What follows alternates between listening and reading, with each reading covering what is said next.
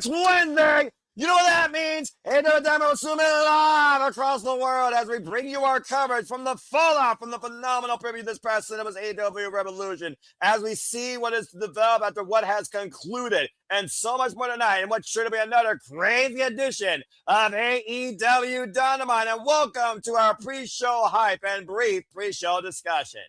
Hello, everybody, and welcome back here once again to the Super Reliable Studios. And, of course, the most reliable member of our family here, Walter Cruz, is figuring out his device. But you know what this is. For I am the man, the simple brand, the voice of such figure involving professional wrestling. Damn it, my name is Noah Foster, and thank you all for tuning in. Please like, subscribe, comment, and tell a friend. If you want to think to the conversation, PayPal, Patreon, or Super Chat, as simple as that. Share this in all your feeds. Know we're also live, of course, all the time here amongst all of the fans here at the Cinema Studios. And, of course, with us as well is one half of the Canadian Connection, our friend Nick. Follow him at Nick BLeaf12 on the X. Has been an invaluable player for Potter Media interviews, brings insight discussions, and some food for thought, quite literally and figuratively.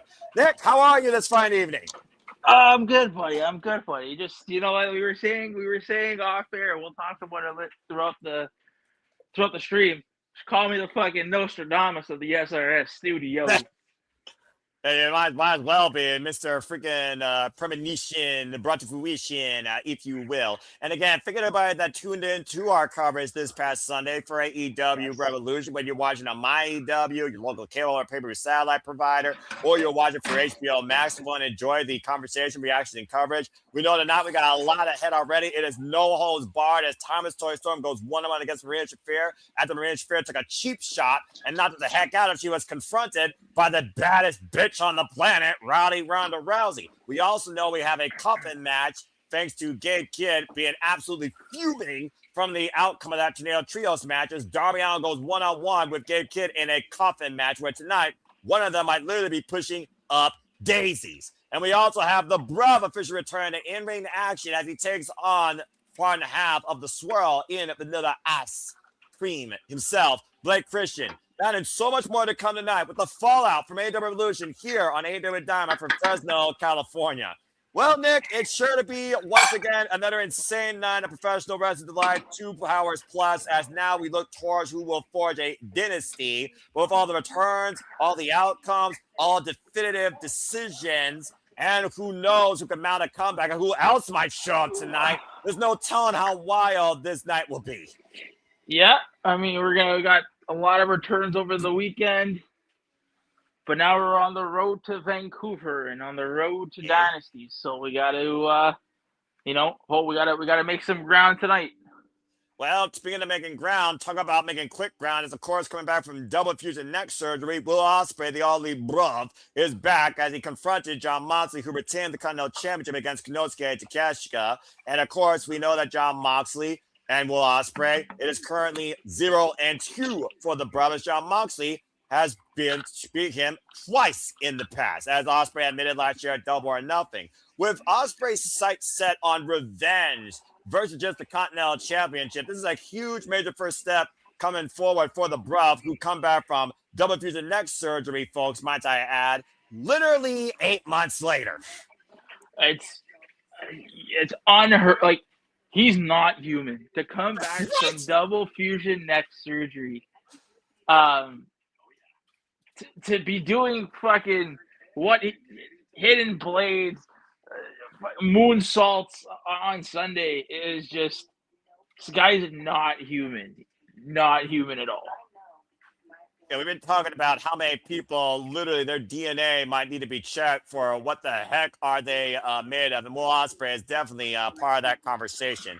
And of course, last time we saw Will Ospreay, he was literally paradigm shift, not once, but twice, but 3 times inside that crazy steel cage match at Forbidden Door with that narration by Alice Windsor, of course, Mrs. Bruv. Of course, future fiance and wife and a mother, of course, to his son, Harry. But It's one of those things that we weren't sure we were never going to see Will Ospreay again the same way. With so many people that you figured out now recognized by this business, either retired or no longer able to compete due to unfortunate circumstances, such as Big E and Bianca Belair. It's very refreshing to see Will Ospreay back here, but going immediately back into in-ring action after a confrontation, though, I don't know that's such a wise decision coming back so quick from double fusion neck surgery. Yeah, I mean, it's definitely a quick out. to come back from that to already being in a match. I mean, when Toni advertises stuff, he don't miss, right? It doesn't skip out. We're gonna go through the card, but hopefully they set the groundwork starting tonight, because that'll be a pivotal story going into Dynasty. Yes, and of course we know Dynasty right now at the forefront of that Forbidden Temple is literally a man that is buried, and you know it as he has officially removed one of his greatest obstacles, not his greatest obstacle here in AEW, as Hangman Page was hung after 100K KO, faced that Dynamite Diamond Ring, and MJF overcame Hangman Page in Texas Deathmatch, meaning now that Hangman Page can never, ever challenge, per his word, for the AEW Men's World Championship again. So we got this question at the press conference, and I do wonder if Hangman will even be conscious enough and willing enough tonight to give us an answer. Nick, what is Hangman Page now if he no longer can even be in the picture or conversation for the AEW Men's World Championship? What is Hangman Page in AEW? And you know what? To the people that say that AEW don't tell stories, this is a story that you're gonna have to watch. I think they had this. They have to have a plan. I do think Hangman will turn. I mean, again, this is a gentleman's agreement. There was nothing signed about this. Correct. So I'm wondering, maybe whatever story this is was probably, we all know about Cody and how Cody couldn't do it. He couldn't challenge for the World Heavyweight Championship. So yes. I wonder if maybe at the time they had a story, but Cody didn't want to do it, and Hangman is willing to do it. So maybe I think that maybe they're taking that story and kind of giving it to Hangman. So it'll be interesting to see, week in and week out, what happens. I just think after that beating he took on Sunday, if rumors are true, I hope we don't see. We need a break from the Hangman. We need a break. Okay, go ahead. No, like I said, I think we need a break, and this is a perfect time for guys like Kevin Knight to come up. Nick, hold that thought. I actually have some breaking news courtesy of AEW. It appears that Toni Storm has been taken out backstage and is no longer able to compete in No Holds Barred, as Mina Shirakawa and Lufer has found her not the fuck out. So due to these circumstances, Mina Shirakawa is now stepping up in place for Toni Storm in No Holds Barred action. I wonder who could have did that. I mean, it'd be silly not to think that the same person we saw hugging and kissing Marina Shafir making her debut was not the culprit of this. Well, that being said, Nick, it's Wednesday, and you know what that means. We're presenting live from Fresno, California, in the same Mart Center, capacity crowd on hand, as this is the fallout from AEW Reveloution, and this is AEW Dynamite. Hello, everybody. Shout out to Brian Daleson, Scarborough, and Tony Giovanni on commentary. Of course, it is Nick Ferrantes at Nick Elite 12, Noah Foster. We are the CB Lab Studios bringing you our coverage tonight for AEW after the fallout that has changed the entire landscape, it seems, of All Elite Wrestling. It now moves forward to forge a dynasty as AEW continues where they left off. And of course, AEW Revolution, it was a one-of-a-kind stacked night, Nick. Again, you can attest from the returns and the comebacks to the upsets. It was crazy from the get-go. Oh, yeah. We were riding on a high. They really front loaded that show up with debuts and returns, and hopefully they continue this momentum, right? We got Dynasty coming up, so we need to start setting the groundwork tonight, and these next few weeks, let's move forward. And exactly. And again, we know that tonight we are, of course, going to be reliably enjoying AEW. Speaking of reliably enjoying AEW, please welcome to the booth, Mr. Reliable, Walter Cruz. Walter, how are you? Go ahead and speak your mind. I'm doing well now. Can technology. Work. All right, make sure. Good to see Matt and Nathan, my friend Sandy, Darren G, and Charles Schultz also in the chat. And again, because of the implications of what we saw Sunday night, we thought it was fitting to cover the fallout. And boy, do we have some fallout. It's going to be Marina Shafir and no holds barred action. The All Elite Bruv has returned to AEW after double fusion neck surgery as Will Ospreay goes one-on-one with Blake Christian. Darby Allin and Gabe Kidd tonight will finally put their rivalry to peace or to rest if we're lucky in a freaking Coffin match. And Dunkzilla, former AEW Trios champion, Mart goes one-on-one with one-third of the new AEW Trios champions. Speedball Mike Bailey. That and so much more ahead tonight on AEW Dynamite. I wonder if we get MJF addressing the match, if we're going to see a number one contender, like who's to step up. If MJF is even going to show up after that crazy ass fight. Yeah, is he even medically cleared to show up? Is he willing to show up to the hell he went through?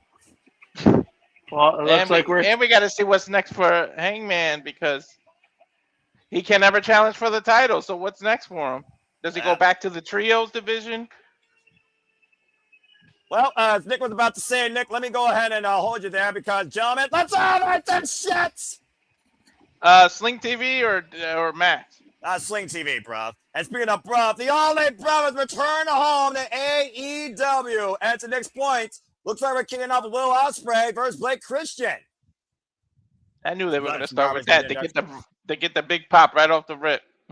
Well, I mean, there wasn't a bigger pop last night, I feel like, than for Will Ospreay returning, as me and Nick were talking about, much more in advance from double fusion neck surgery. The last time we saw Will Ospreay in AEW was at Forbidden Door at that steel cage match where Jon Moxley literally put who many thought was going to be early retirement on the injured reserve shelf. Yeah, he got the John Cena miracle. He took a little bit longer, but the fact that he came back less than a full year.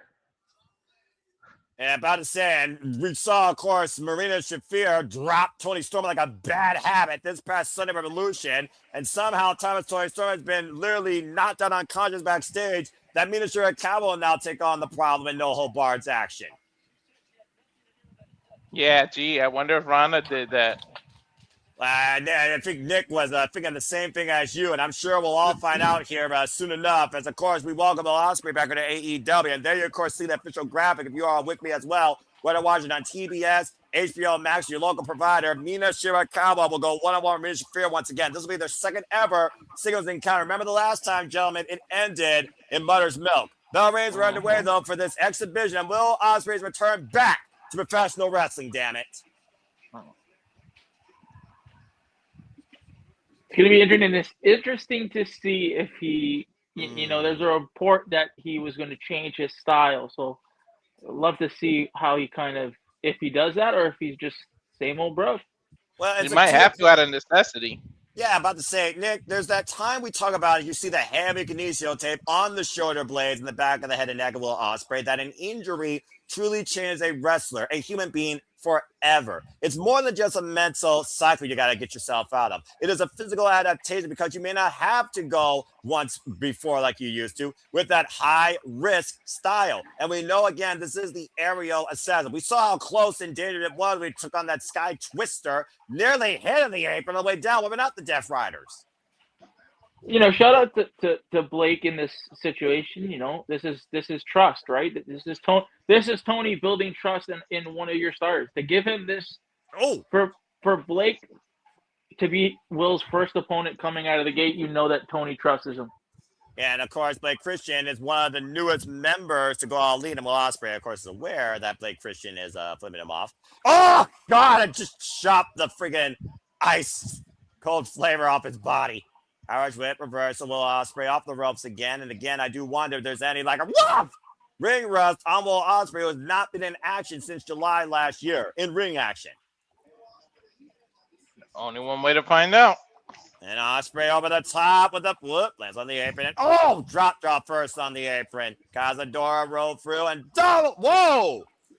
The splash, great innovative offense there by Blake Christian, who's put his name out there, of course, for the ring of our world championship, gentlemen. Yeah, I don't think he changed his style at all, by the way, Nick. And so far, it doesn't seem like it. I mean, the last time I saw Will Ospreay truly change his style was during New Japan Pro Wrestling, when he took a more heavy, aggressive, striking approach as the Commonwealth Kingpin. Ever since returning to form as the Aerial Assassin back at Wrestle Kingdom 17, it's been the Will Ospreay of old, if not a nude. And now we got a renewed Will Ospreay with a double fusion neck after he just big booted Blake Christian out of the ring. How many people hit the ropes as fast as Will Ospreay? You know what? I can say Blake does. Blake is one of those What? prototypes of Will. So you literally put Blake Christian up there as possibly somebody that could follow in Will Ospreay's steps to a degree in his career? Yeah, I think so. He's got all the tools. It's a bold take. I mean, it sounds like you're going all in. It's whoa, man! Frostberry flop. And of course, folks, you can go all in this year when AEW goes all in London once again from the Computer Professional Wrestling Wembley Stadium. The pre-sale is now live. Get your tickets today. And of course, we'll be covering that here at the Super Reliable Studios. AEW's biggest show of the year, Wembley Stadium, AEW All In. Now Blake Christian working the head and neck of Will Ospreay against the barricade. And look at the double stop. The bruh back in the injury. Thankfully, gets out of the way with the forearm. Springing up the barricade. Pit Cheerio with the phenomenal forearm. Springboard. Again, so much more to come tonight. So much what is. AEW Women's World Championship. Thekla, of course, overcoming Chris Statler. 2 out of 3 falls. Springboard, phenomenal forearm. Condensed by Will Ospreay. Now on the cover. Hooks the far leg and gets a 2 count. So far, no signs of wear, tear, fatigue, or fear, guys, on Will Ospreay at all in this match. No, he's looking like. I mean, there's always that fear, right? Well, there's always that fear, right? That you know, like I said, this is Toni trusting Blake to try to be as safe as you can, and go out there and work, right?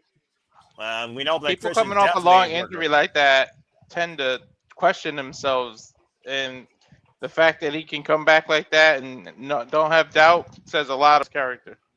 Yeah, but again, it's the mental and the physical battle. Which one is Will Ospreay facing more right now is the real question. And really, we don't know that because we're not in the ring and we're not Will Ospreay. Blake Christian right now in control. And imagine what it would do with Blake Christian's career to beat Will Ospreay on his comeback match. We're talking about a former IWGP World Heavyweight Champion, United States Champion, Rev Pro Champion. You name it, Will Ospreay's done. He's already been AEW International Champion here in this company alone, not once but twice. His stock would rise. Woo. Tremendously. Also coming tonight, the Death Riders, Wheeler Yuta and John Moxley will be going up against the Bang Bang Gang in tag team action. Rock Hard, Juice Robinson, and A Stars. We will also hear from Swerve Strickland regarding his win against Brody King and the return of the cleaner, Kenny Omega. Walking Sabazaguri, Irish Whip, handspring, corkscrew kick. How the hell does Ospreay do that? I don't know, pure athleticism. No signs of ring rust. Rolls in the cover, hook the near leg, gets a 2 count. Again, Ospreay is just fucking amazing. Ooh. Definitely. I don't think he's lost a step at all. Now hoisting up Blake Christian. Oh, God. X-Plex release. Also the coming tonight trios match. Kazuchika Okada and Roppongi Vice taking on the Young Bucks and the new AEW National Champion, Jungle Jack Perry. Step up double stomp by Blake Christian as Will Ospreay rolls to the outside. Now Blake Christian again up and over. Looking to continue the offense. Running off the apron and sliding in for the DDT tornado variation. Again, working over that head and neck. The focal point right now of Will Ospreay's comeback. Springboard. 450 connects. Cover. 2 count only. Anybody notice the ring mat? Yeah. And Elite Wrestling Logan. Oh! Every move. Again with the cover, deep hook of the leg, and a 2 count. Every move to the neck and head area just makes me shiver. Yeah. No, the reason why I say that is because it seems like AEW has gone under another logo change. Because remember, it just said AEW, right, on the mat. Now they have the All Elite Wrestling on it, too. Well, it's almost like a clean, pristine, fresh start for AEW and what it truly stands for, beyond the fact they say this is where the best wrestling. You could argue that till the cows come home. Looking for a slice spread out of the corner. Ospreay would escape. Full Nelson applied. Went for the hook kick. Like Christian ducks underneath. Waistlock applied. Back elbow strike. Went for the heel kick. Bang! Step up knee strike by Blake Christian. Good grief. And up and over with the slice spread. It could be related to their count only. It could be related to their new streaming service. So they changed the logo of the. Well, I mean, again, if you want to learn what all the wrestling is about, you can subscribe to My AEW today and look at AEW and Ring of Honor content and literally look at All Elite Wrestling's beginning as they live stream every Dynamite in order. How Blake Christian looking to show Ospreay live what a hidden blade really looks like, mocking the bruv. Look at the sandbag. Oh, man, that's wiped out on the running. Good God. Jesus. Boom! Cover! 2! Will Ospreay fucking wins, and damn, it feels good to say that. It's the last time you got to say that. I can't tell you the last time I got to say that. It's singles action nonetheless, and a fine return to form for the All Elite bruv. At the spinal fusion neck surgery, Will Ospreay returns to AEW in fine fashion to in-ring action, overcoming Blake Christian. Again, it's still a little early to judge. Gotta give Blake credit. Made him look good. Yeah, no doubt about that. It looks like Ospreay's got a mic. Let's hear from the bruv. Yeah, we blame Miston too. I don't know a person who didn't. Right. Let's see what we got here. You know, the microphones even have the All Elite Wrestling logo in full with the branding. It's got to be the My AEW thing. Yeah. Well, again, Sky today. Moxley. Con out John Moxley. John Moxley. That's a dangerous to go to if that's going to be your second opponent. The difference between him and you. The biggest difference. I don't need a weapon to snap someone's neck. I do it with my bare fucking hands. Damn. Okay, so he is the weapon.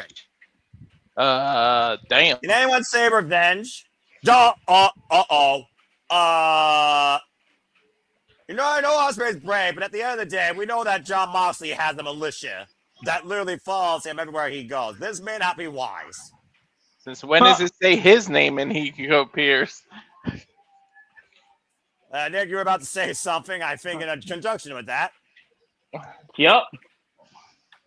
Because here comes John Moxley and Willa Yuta, who are in tag team action. And again, like I said, John Moxley was the one that took Will Ospreay on in the first place. And of course, we saw this past Sunday, John Moxley continue to hold on to the Continental Championship. Oh, shit! And Ospreay attacked! Bro! I mean, again, when you literally were put on the injury reserve, figuring that you couldn't do this again, why would you not go after that man with the fury of 10,000 gods? Damn! The one person that Will Ospreay has yet to beat, by the way, the one person he's been longing for revenge more than anyone else in this world, and now Will Ospreay is actually it again with the Continental Champion. Ospreay enraged here. Now, Moxley, I don't remember seeing a side of Ospreay like this. Oh, my back! Oh, man! The bastard back with a boot right to the face and the bridge of the nose. I mean, again, and right now, trapped in the brutalizer, and this is not great for Ospreay's neck and shoulders. This is the danger I was talking about before, folks. Mm-hmm. There's big concerns right here. And again, I do want to do Ospreay come back prematurely. Now officials and security trying to break the bastard's grip. And you got to remember, sustains further injury. And you got to remember what's Moxley's finisher, a paradigm shift that all the impact was on that neck and shoulder. Double underhook DDT, to your point, that literally collapses your vertebrae on your head and neck. And Ospreay might have far worse right now than a stinger right now. You see the way he's clutching right now, his shoulder. Again, to Nick's point, adaptability is key. There's duality right now. Will Ospreay, yes, he still has the speed, but can he still deliver that same fury and offense that we know him for with the injuries coming back from? And Pop might have further exaggerated it. Hell yeah, Pac could in. Well, shots fired early. Meanwhile, guns up! Let's go ahead and move forward, folks, here with our card. Hopefully Will Ospreay's okay. Anyone want to guess we're going to get Will Ospreay versus Pac this Saturday on Collision, not next week on Dynamite? Go ahead. Most likely. No, I think we get on Dynamite. You think Dynamite? Nah, I think Collision so that he can get through each Death Rider. He's going to have a bunch of one-on-ones. And you were saying, it ain't over. I'm about to say, don't count out Will Ospreay, apparently, immediately jumping into the bastard's arms in his face. And right now, we're still brawling here. And again, Ospreay and Pop now going backstage. Nothing's going to stop Ospreay at this point from getting his hands on Jon Moxley eventually. Good grief. Let's try and restore some law and order here. All right, He's gonna have to go through all the. He's gonna have to go through all the Death Riders. That's why I say Pac and Collision next Dynamite. Maybe Willer Yuta, and then, or I would do Yuta on Collision and then Pac on Dynamite. But he's gonna have to get through each of them. That's a fair shoot, though. I think, I don't see why we're doing. It seems like we've effectively moved on from Death Riders and Don Callis family. So it seems like we're now feuding Death Riders. Oh boy. And Bang Bang Gang. Right. Mm-hmm. Well, isn't it a feud, or at the end of the day, is this about one thing? Isn't it about Jon Moxley and Will Ospreay? Because you look at Jon Moxley right now, he's not a plethora which is happening. Not to mention, one of his few eliminators that he had outside his defenses, Nick, was against Ace Austin. And Ace came pretty darn close to the clock. My only thing is, why are we doing this now with the Riders and the Bang Bang Gang? So my only question now becomes is Jay ready to come back? Yeah, I'm about to say we've been questioning that for a long time. I would have had a heart attack if he came back on Revolution because it was too much.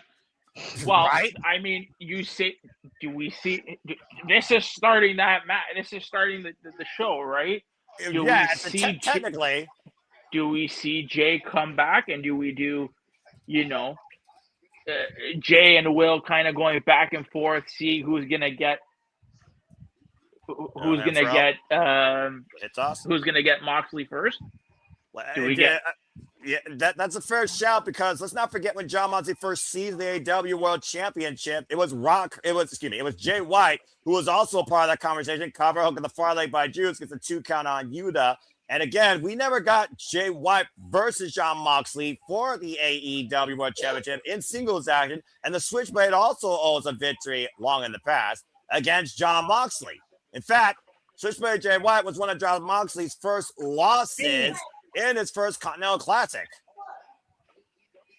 Yeah, all right, imagine Will versus Jay at Dynamite at Dynasty for the right to challenge Jon Moxley.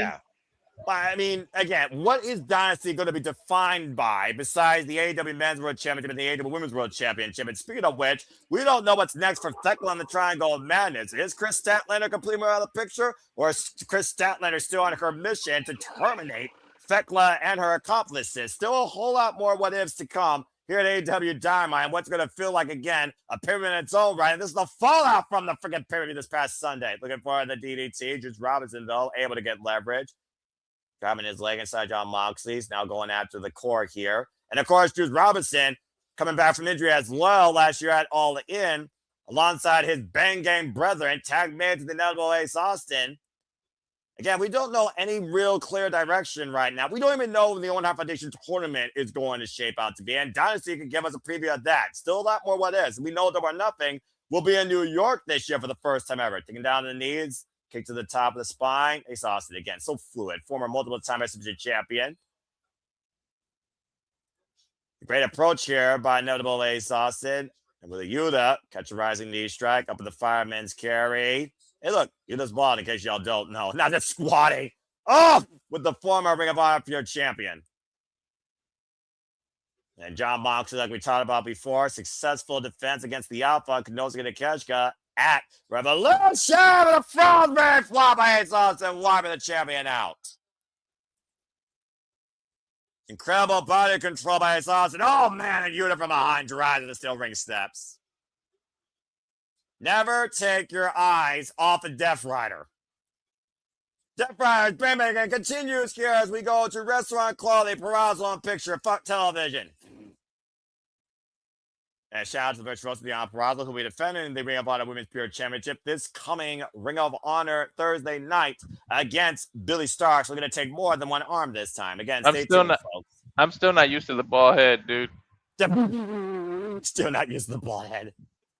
Well, you better get used to it. Again, still to come tonight, folks. Dunk Silla Mart Davis goes one-on-one with 1/3 of the new AEW Trios champions, Speedball Mike Bailey. And again, Time Story Storm has been, ironically enough, taken out backstage. It will be Mina Shirakawa stepping up against the Primary Fair No Holds Barred. And Darby Allin and Gabe Kidd go one-on-one in a coffin match for the first time ever. This will be Darby Allin's 6th coffin match in his AEW career. And he's only lost one of them. It's going to be nuts. And shout out to City by the Bay. Appreciate you always. Also giving some love to Walter. Again, subscribe today, folks. Rage Wrestling, Walter Cruz. And again, follow our Canadian friend here, Nick, at Nick Belief F12, Nick Belief 12, of course, on the X. A great, of course, partner here at the Simply Reliable Studios. And shout out to Polar Mania again in that end of San Antonio. Follow him on the X. Get your tickets today for that all-women's professional wrestling showcase to happen during WrestleMania week in Las Vegas. Also, the coming night trios action. Jungle Jack Perry, the new AEW National Champion, alongside the Young Bucks, taking on Kazuchika Okada and Roppongi Vice. And right now, John Moxley, there you go. Paul Turner getting a 1 count here. I honestly wanted him to win that title on a one-on-one match. It's okay to win in a battle royal, but I think it would have meant more something, because Ricochet's always going to have that excuse that he was already at a disadvantage. Excuse or not, you lost the title, but I would have loved to seen that on a. Even if it was just a Dynamite, not a pay-per-view, if he lost that title on a one-on-one match. I can understand what you mean from that point, but the way I see it is this. Jungle Jack Perry has been on the hunt for this road to his own redemption. And it happened, ironically enough, in a building that he grew up watching wrestling with his father, of course, now passed away, late great Luke Perry, of course. And in front of his family, it was a fitting story to this saga that's been going on with Ricochet, honestly, since he won the damn title last year, ironically enough, in a casino gauntlet. So to lose it in a multi-person match versus where he won it in one under a different name, I think it's very poetic that the person that took it was Jungle Jack Perry. Yeah. It was his hometown. It was, but it was his hometown. But I mean, you've been teasing that one-on-one match for weeks. Oh man! To do it in a battle royal. Go ahead. I think it was just you did it to get everybody on the show, and sometimes that's not a good thing. Well, it's always that mixed bag when you put everybody in something and a few people in something. But context is key, and if nothing else, we're going to see Jungle Jack Perry and his Jurassic Express now literally give us a tour, who knows where, with the AEW National Championship. And it all starts tonight on Dynamite. Keep in mind, that National Championship is defended everywhere in any company that works alongside All Elite Wrestling. We saw how many times Ricochet defended it in and out of AEW. Right now, I saw us in a world of trouble with the arm hammerlock between John Moxley and this sleeper hold of sorts, this submission being applied. Crossface. Go ahead, Nick. They're doing him favors. I'm about to say, don't choke on your food, bro. Ace Austin almost choked out there, but was able to get to the roast to force the break. I do hope we get a rematch. I do hope Ricochet comes out and says, you didn't pin me. Because I think that's a good rivalry to have. That's fair. Yeah. I'm sure, again, I hope Toni has plans, and I hope just have fun with this. I think, to your point, Nick, I think Sunday proved to us there are contingencies for many different directions of talents here in the AEW roster, way beyond that battle royale Blackjack Battle Royal, excuse me. It's still gonna be fun because we might even see Jack Perry in New Japan, CMML. Like that title is meant to be defended in different companies, so it's gonna be fun. He has the lucha style to do it in Mexico. He can wrestle in Japan, so it will be fun. And Juice has been let loose. And to your point, Walter, not to mention Maple Leaf Pro could be part of that conversation. We'll be covering Global Wars. Bring up on Maple Leaf Pro later on this month, where we have Marinello and Ian Riccaboni on commentary alongside Don Callis. What a freaking panel. I can't wait to hear Marlo call wrestling again. You and me, but well, I watch Maple Leaf Pro Wrestling. He still has that same energy, as that bipolar rock and roller. Literally keeps on drumming and going. And he and Don Callis have a quite a unique synergy, both Canadian as well. So, of course, that works there. Again, folks, you can watch Maple Leaf Pro Wrestling, of course, on Triller TV. That promotion is owned by former TNA president Scott Moore. Currently, the champion, of course, for the women is Joshelle Shaw, the quintessential diva. Dale Garcia, what the hell is he doing here? He's not involved in this match. Oh, wait a minute. Juice was on a roll. Oh, well, I got the Bang Bang game to neutralize the numbers for the time being. Big left hand by Juice. That is his father's son. I don't like Juice and Trunks. Okay, that's a random thought. A young boy probably. Oh, man. Big left hand again. Clock Yuta. And Juice hoisting up Yuta. Power bomb. High stack. Cover. Two. Kick out. I'm just jealous that Juice gets these Tony's husband. Yeah, by the way, can you still believe that, yes, folks, that is correct. Rock Hard, Juice Robinson, and Timeless Tony Storm are a couple. You would not think so from the paradigms with those two. And Ace Austin now to the top rope. Oh, caught the knee from Yuta. I think the back of his neck hit the knee pads. Tag. And John Moxley now legal. And that is horrible right there. Talking about again with Ospreay. And the wrist, of course, your head and neck against John Moxley. Nice evasive maneuver there by Ace Austin, escaping the rear naked choke. John Moxley torso first. And now the corner goes Ace with the rolling kick. Zaguri once again rocks John Moxley. And right now, Ace might be looking to show the hands in the sleeve. Looking for the phone. Oh, man, that's Psycho knee. Wow, interception by Wither Yuta. Yuta taken to the outside, but rebound. And Cottage Crusher goes Juice. Juice Robinson right now neutralized, and Wither Yuta wiping him out on the outside. Tope Suicida nearly had a horrible decision there. And John Moxley right now hooking up Ace Austin. Paradigm shift! Death Rider! Number 2, it's academic. John Moxley with the win. I still call it Paradigm Shift my damn self. Yeah, you might as well call that the same damn move. Death Rider is more poetic because that move you go for a ride you wish you didn't win on. And it's not the friggin' flight that hurts the landing. John Moxley and Wither Yuta to win this tag exhibition tonight. Again, to John Moxley, how will Ospreay at his sights? Doesn't matter what we call it. I call it a victory. That's what you need to call it. Yeah, call it you want. I call it effective. Again, you almost wondered to Will Ospreay if he saw that. Did he look at, again, a ghost of his past? And Austin was spiked, too. And if that happens to Will Ospreay, you're just one move away from possibly re-injuring it or ending your career. So, I mean, at one point, always a risk. If Edge didn't get surgery, he could have become permanently handicapped. But again, like I said, there has not been a more definitive title that has defined John Moxley's mentality in pro wrestling than the Continental Championship. And right now, Will Ospreay might need to die if he wants to take that from John Moxley's grip. It could become a cup soon. Again, everything's going to boil over here tonight, including Gabe Kidd and Darby Allin's rivalry that might reach a point of no return. As again, Gabe Kidd said, this doesn't end until you're pushing up daisies. I'm afraid of this match. I really am. Well, considering who we're dealing with, and one is literally a cerebral mental case that once ended his life nearly, you very well might be supported in your suspension of disbelief of fear for both these men's well-being. The definition of living for the fight and living like every day is your last in this life. That is Darby Allin and Gabe Kidd, as one survived their own demons and the other one survived Mount Everest. Oh boy.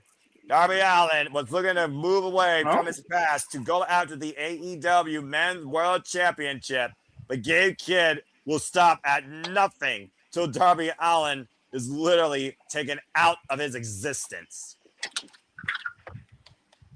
7 zones gonna be our main event. Speaking of, I was gonna say, I don't think that's our main event. you don't think so? I don't think so. Oh shit, you're right. What's up next? Oh Lord, as we go to full-on commercial break, fuck television. Does anyone want to read their last rites and give their final thoughts towards this match? Nick, I'll go to you first. Oh boy. If this is not the main event, then what are we main eventing with? Good question. Probably MJF. The Bucks?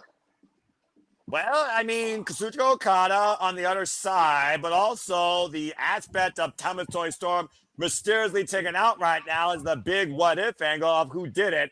Then again, we are in California, not too far away from Los Angeles, where a certain person going to fight Gianna in May. I'm just saying, just saying.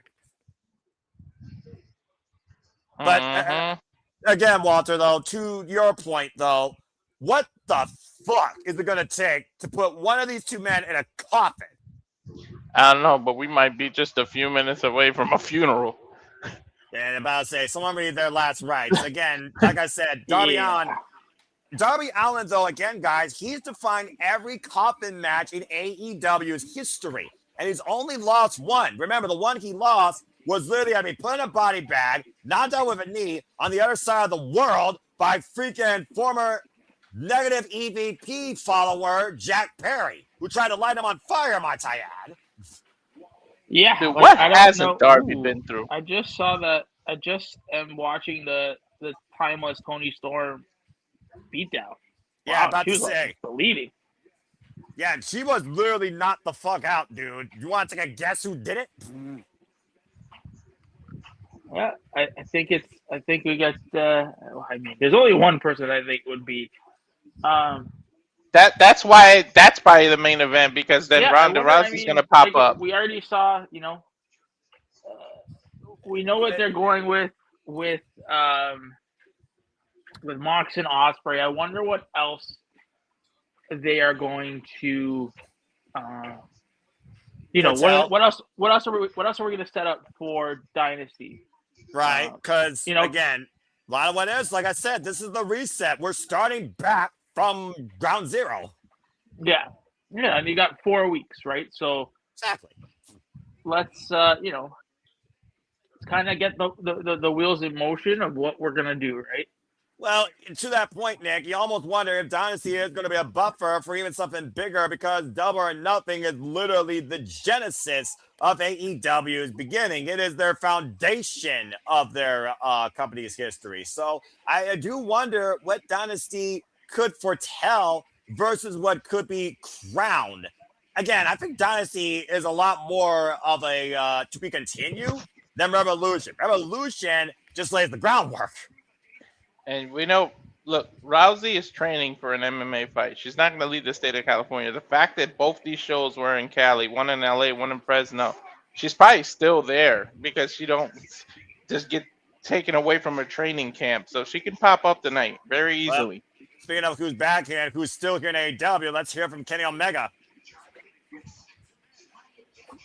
Well, roll the dice. Yeah. Right there you are. Take him risk. You still talking about Swerve, dude? He already proved it's dangerous. I'm sorry. He beat you, bro. And nothing to fear. You against me. One more time.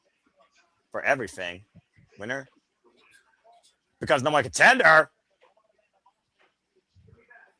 Interesting. Listen. So Kenny Omega calling out Swerve Strickland for one more match to determine AEW Men's World Championship number one contendership. With all this, you've already done it on Dynamite. That I think you need to build for a pay-per-view Dynasty. That has to be a Dynasty match. Well, the ball's in Swerve's court, because to your point, Swerve Strickland has already beaten the man one-on-one emphatically, but we all knew after that aftermath, Kenny Omega was not going to leave this behind. And hopefully, this Coffin will leave one of these two men left behind in this rivalry as we get ready for this Coffin match. And folks, this is Darby Allin's 7th Coffin match in his career. With all this world's most dangerous talk and all this, anybody want to see them go one-on-one and then So, I mean, Ken's if we're the getting special guest that at referee? Dynasty, I don't know, mind but it. I want Ken Shamrock to be the special guest referee. He's the Jesus. world's most dangerous man, is he not? Past Well, the I don't know. threshold. Well, I'm about to say who's more reckless might be the question. As Darby Allin just trying to hit and run, and Gabe and Darby Allin are not having a parking lot fight, but are they fighting over a fucking car hood after powerbombing Darby Allin here? Yeah. He's choking him out in the hood already. Yeah, Oh, my. guys. Gabe Kidd literally yelling at him, it's time again. Which one of these men is more of a freaking psycho at this point? I don't know, but I'm afraid because there's Your a forklift guess right is as there. good as mine, buddy. That's They're fair both enough. equally fucked in there. Is he gonna light him on fire? What the fuck is that? That's liquid? chloroform! He's chloroforming it again! Remember, he did that in Philly where he literally dragged him behind a damn car, damn truck in a body bag in Philadelphia. Yeah, but you got to remember, he just got dropped off. Is that Jeep far away? Like, I don't know, but okay. Well, Darby Allin has officially put Gabe Kidd in the back of his fucking car. In the trunk. in a Lincoln. What is that? A Lincoln? Yeah, like a in the Lincoln. trunk of a Lincoln. Okay. Well, there's nothing luxurious about this. I fucking love Darby. I think that Jeep's gonna come and sideswipe it or something. Darby Allin right now on the move. Oh my God! What the fuck? Stunt guy. Just literally up the car on 2 wheels and turn it upside down. And he was still in the trunk. And you're still in the car. Shit. What the fuck is wrong with Darby? He just climbed out. Again, the man's gonna live every day like it's his last, because that's what AEW has given him: freedom. Surviving his father nearly killing him when he was 6 years old. There's nothing that this man won't put his body through. You did yourself a disservice, though. You got to put this man in a coffin, not the back of a trunk. Well, if nothing else, Gabe Kidd might be out cold, because you gotta imagine he was bouncing around in that trunk on impact. As I was saying earlier, folks, yeah, the trunk just there's a I don't even know what to say. He popped the trunk and this dude is just out. Yeah, the first Coffin match Darby Allin had was in 2012 against All Evil and Page, followed against Andrade, Brody King, a tag team Coffin match, and All In London 2023. The last Coffin match that Darby Allin was involved in, he's actually 4 into. He lost against John Moxley at All Out 2025 last year. I was And right there. From a trunk to a chest. Oh, I remember that coffin. Hey, honey, you remember the coffin match? Are we going to have a Coffin match at this point? Like, seriously. No, we went from a trunk to a chest. I hope that was near the arena because you damaged your vehicle. This is a long walk, if anything. Well, hey, they're employed by State Farm, right? Well, now we don't know where Darby Allin and Gabe Kidd are. So, again, I don't know. I don't think anyone in their you're right mind afraid of this for a reason, and they're trying to wait a minute. Are they here? No one would ever insure They Darby. are. They're in the building. So that was near the building, to your point, Walter. As Darby Allin is literally stage crate rolling an unconscious Gabe Kidd to the ramp. Well, to be fair, they probably pre-taped that other part, and then now they're doing this. The coffin match has officially begun. The bell has rung. For those that don't know, a coffin match ends when you put your opponent inside the coffin and close the damn lid. This might be the shortest coffin match in history because Gabe Kidd is out.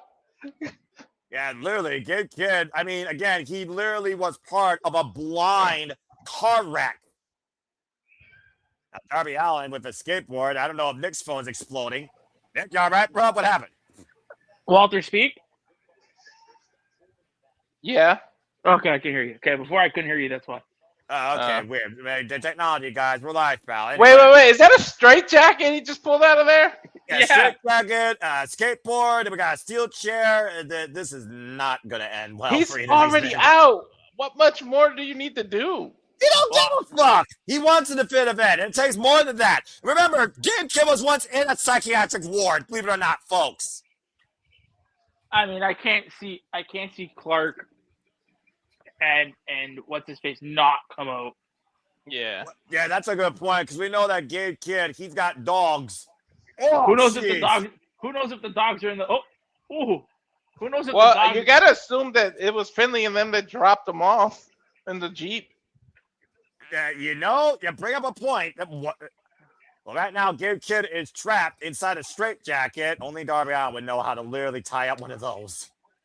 Darby is diagnosed him as psychotic, and he needs to be in a padded room. I would laugh if somebody opens up that case and fucking David Finley's in there.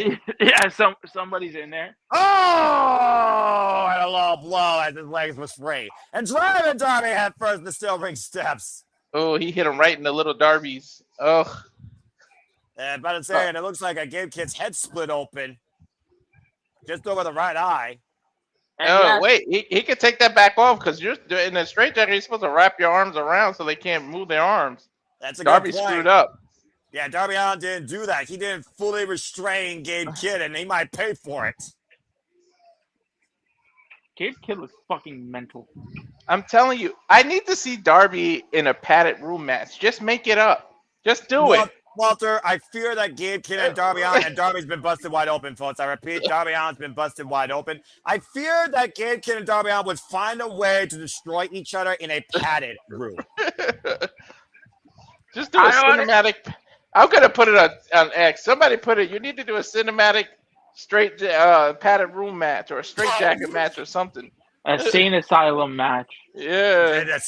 A literal asylum match. It's the Coffin. I think that's the only Coffin, by the way, at ringside. Again, pushing up daisies. Darby's hands right now stuck on the inside of this pre-made Coffin. Oh, God! He's smashing his fingers. This little piggy, they all got scored. As this Coffin match continues in Restaurant Claudia Brazil Picture. Fuck television. Stay tuned, folks. This is going to get more play in the world's end. I was trying to say crush and squish at the same time, and I don't know what word came out.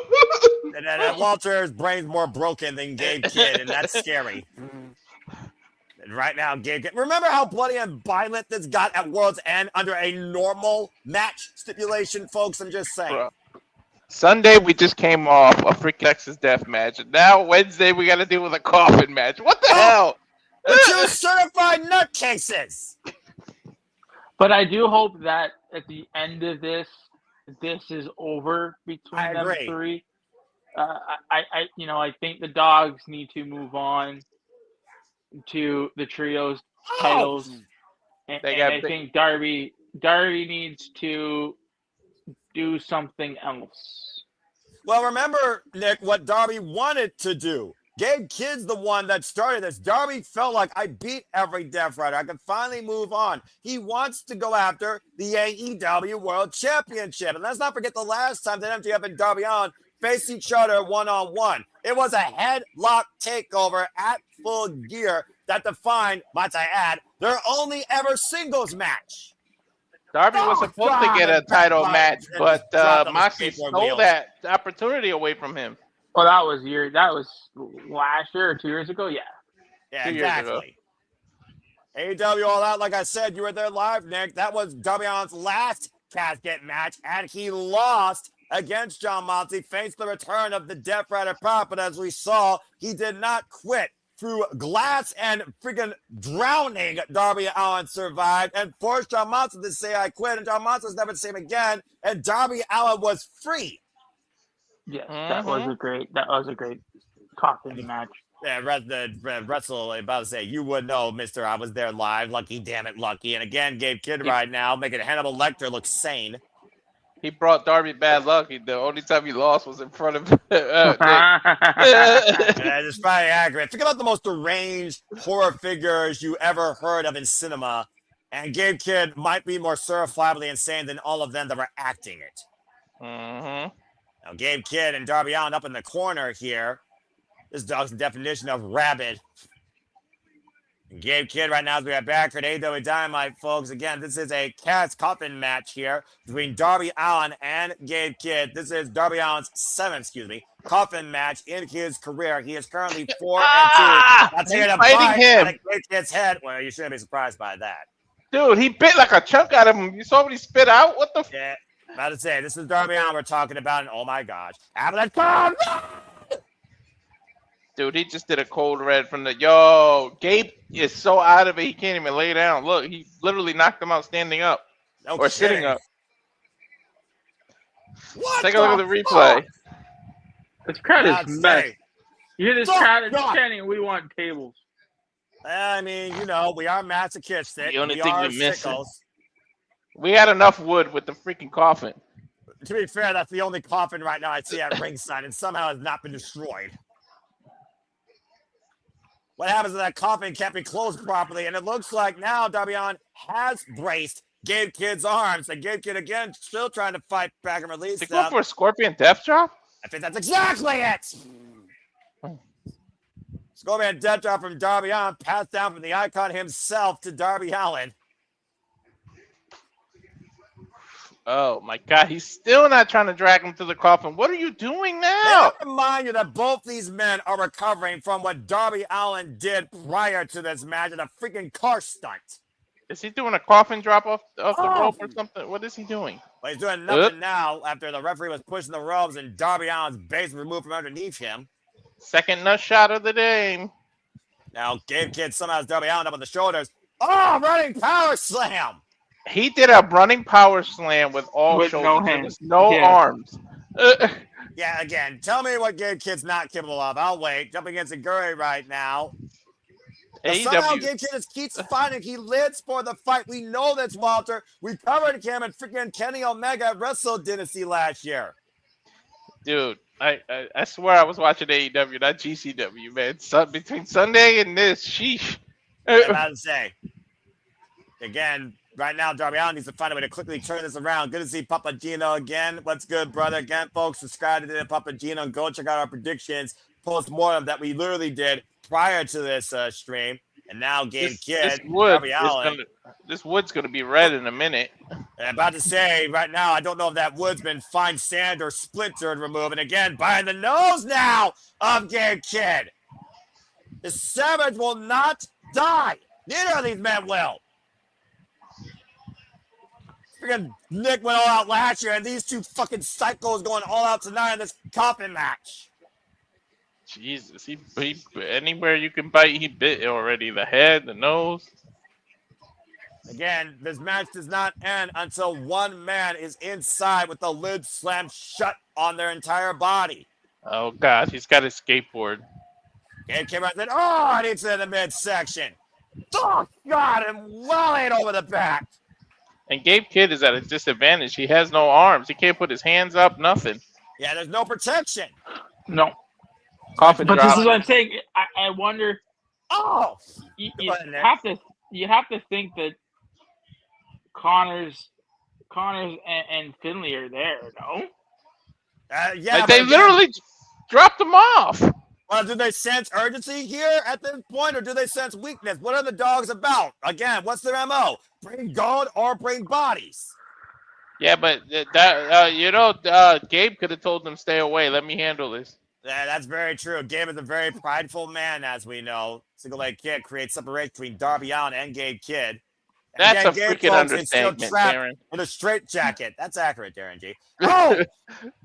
The belt taking out the legs of Gabe Kidd. That studded belt. Oh, no. And Darby Allin right now looking for that Lope. Bullet jump into Cena. And that's it. That's it. Oh, shit. He topeed him right into the coffin. Wow. Okay. Definitive finish right there. At least there's a breathing hole. That battering ram, Darby Allin literally rammed Gabe Kidd into that coffin and closed it shut on impact. I'm scared Take a this look at ain't the replay. over. I'm scared this ain't over, Noah, because the coffin is completely wood. I feel like he's going to set it on fire. Look, let's not give ideas. We're in California. They have fire restrictions, and Gabe Kidd was the one to ask for this. I must remind you all of that. Darby Allin, though, has to have some sense of relief in his crazy little mind. These two little monsters here Where do you go Tearing from each other here? apart. Well, You let's can't find out, go- Nick. Darby's got a you can't- mic. Why? Why are they giving this man a mic? Okay. Maybe we're Okay. finally free. That's Okay. what Darby's got to say. Dude, he can barely move his hand. So that's where we're going. Okay.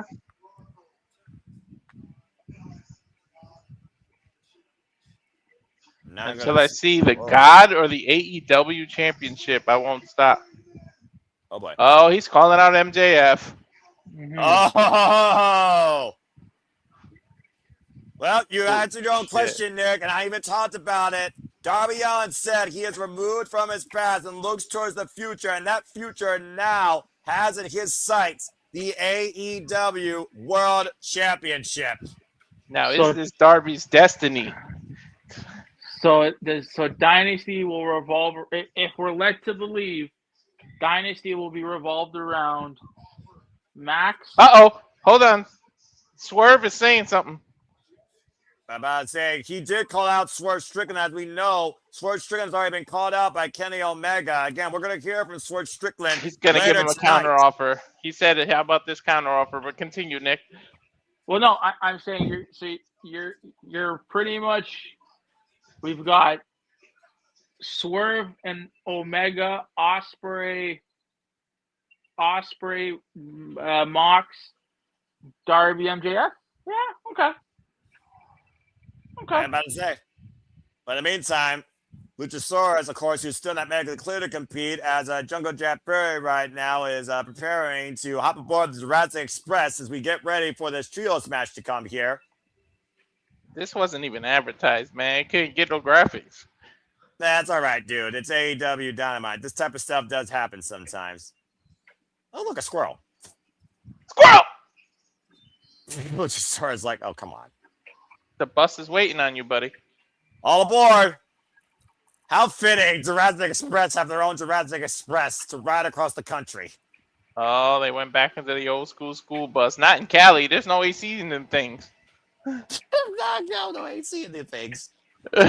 You would know out there in California as they're driving down what's the 405 prior to Fresno. Mm-hmm. Oh, there it is. Finally pulling up to the building. Yeah, he could drive one armed.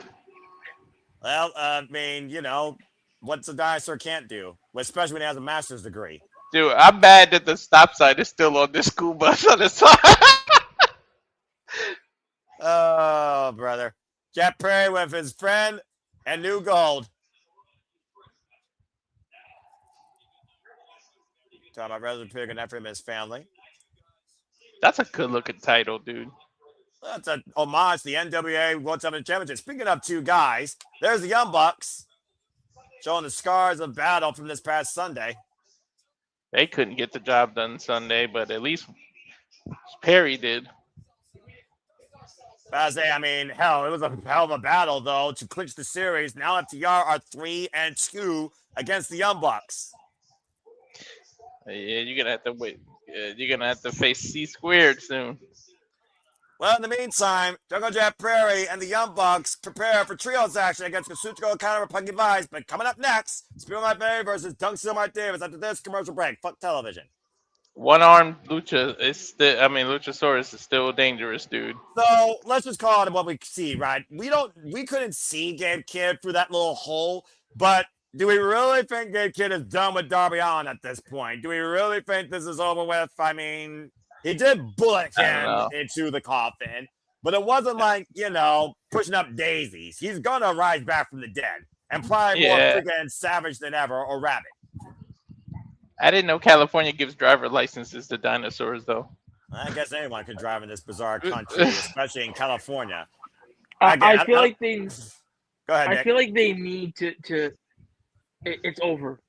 Let go their separate ways. Let Darby go after MJF. And let the dogs go after the trio titles.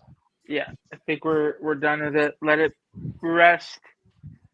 In peace. In peace. Ah, he got me. I was telling you. I'll beat you to it. But Nick, you heard what Darby Allin said. Clearly, he wants to go after the AEW World Championship. We talked about his long-term history with MJF that went hugely in hiatus. And he also called out Swerve Strickland. And we know that Swerve and Darby, those two are the definition of dangerous in AEW. And Swerve obviously wants to go after the title as well. And Kenny Omega with a counteroffer here. This could result in a triple threat. Yep. I mean, Darby is still old from 2 years ago. He's old, this man. Moxley stole this from him. That's fair, to be fair. You're saying that he stole like a whole year of Darby Allin's life, it sounded like. Yeah, man. Yeah, it was supposed to be Darby that get that title shot, and then freaking Moxley comes along. Yeah. And freaking driving him down a flight of stairs. Well, it seems like Jon Moxley and Darby Allin are both finally going their separate ways. Jon Moxley has to worry about Will Ospreay, and Darby Allin right now wants to make sure that MJF is his top priority, but so does Swerve Strickland and Kenny Omega. Speaking of, what do we all feel about Kenny Omega's counteroffer here to run it back one more time? Nick, you were very defiant in saying that should be built up a little more. So now you got Kenny Omega, Swerve Strickland, and Darby Allin at the forefront of the AEW Championship conversation. How do you think they should handle that? You gotta do Kenny and Swerve at Dynasty. That's Swerve's pay-per-view. I mean, to have that anywhere else but there, I think it's needed, right? Because again, usually when you build up your cards, you're really building it up around really 3 or 4 matches, and everything else is kind of centered around it. So right now, if we look at it, we have MJF and Darby, Will and Mox, and then Kenny Swerve as your kind of like 3 big matches. We're good. Give it to me. Well, let's go ahead and hear from the most dangerous man in AEW as Prince Nana is about to introduce Swerve Strickland. So maybe Swerve will give Kenny Omega an answer to his offer, and might also have something to say it's a regarding counter. Darby Allin. Swerve said he was going to give a counter offer. Man, this most dangerous stuff they've been talking. Like, I noticed Prince Nana hasn't even been doing the dance since they started this shit. It's all serious games here, man. We ain't playing around anymore. Swerve is here for one reason and one reason only, and that is to get back the AEW World Championship. Fortunately, I don't think somebody who's been champ before is going to dethrone MJF. It's time to get some new blood in there. It might be Darby. Well, Darby would be up first. Kyle Fletcher also, of course, has been confronted by MJF. Again, there is so many freaking names you can put in the conversation, and I still don't think we've seen all of them yet. Oh, boy. That's all you get out of me without super chat. As here comes the most dangerous man, self-proclaimed in all elite wrestling, the victorious Swerve Strickland, who beat Brody King. Well, this guy that came back from injury, of course, last year at Full Gear, set his sights on one thing and one thing only. Can you imagine if Ken Shamrock gets involved in this world's most dangerous storyline? Gives a freaking, 2 cents or so. Go ahead, Nick. I wonder what this counter, like what, the only thing that Kenny has that you could counter offer it would be his EVP title. Oh, I feel like the counter is going to be, how about you kiss my ass and get to the back of the line? I already beat you. I'm about to say, I mean, again, but Kenny Omega is still alive and kicking it. He stops for Strickland from injuring Brody King this past weekend. Again, though, we saw what Swerve was willing to do, though, to beat Kenny Omega and what Swerve needed to do to beat Brody King. So who knows what this man's willing to do to get to the AEW World Championship and remove any opposition from the equation, including Kenny Omega. Spotlight on Swerve Strickland here tonight. I'm going to get quiet. Let Noah do the translation. Well, I'll do my best with it, but this is one of the flaws with TV wrestling. Translating a promo. Again, Swerve, man, a few words. Oh, boy. Damn, he's serious, though. He's been serious. Okay. Wasn't war. Talking about the war Brody King this past Sunday. He keeps talking about power. I think you're right about the DVP thing, Nick. True winners of war are the ones with power.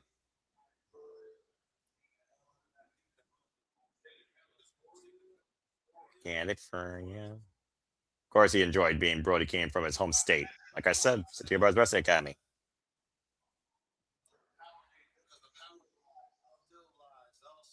Probably do it lies elsewhere. I Sometimes think power is still Nick. more important than championships. Yeah, I think Nick's on to something. Yep. I swear. I know I'm ahead, but I did not see this coming. Talk about dealing with power when he was trying about independence. Developmental. Yeah, I wonder what he's talking about there.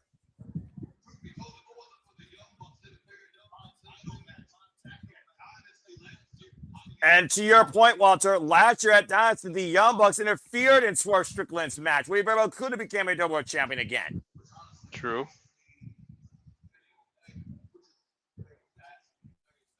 Getting Mega very fascinating. I mean, that's me. I didn't know if I could contender. Huh.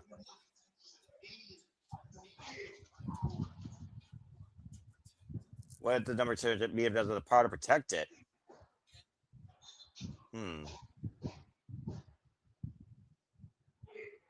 Kenny Omega's name coming out of Swerve's mouth. What are you thinking, Swerve? Yeah, I think Nick's on to something. He's thinking of 3 letters. EVP. You don't have the leverage in this. Call me the Nostradamus, I swear. Makes no sense. Taking it to get nothing for it. There's one thing you have to do with me. And that is your power. Uh-oh.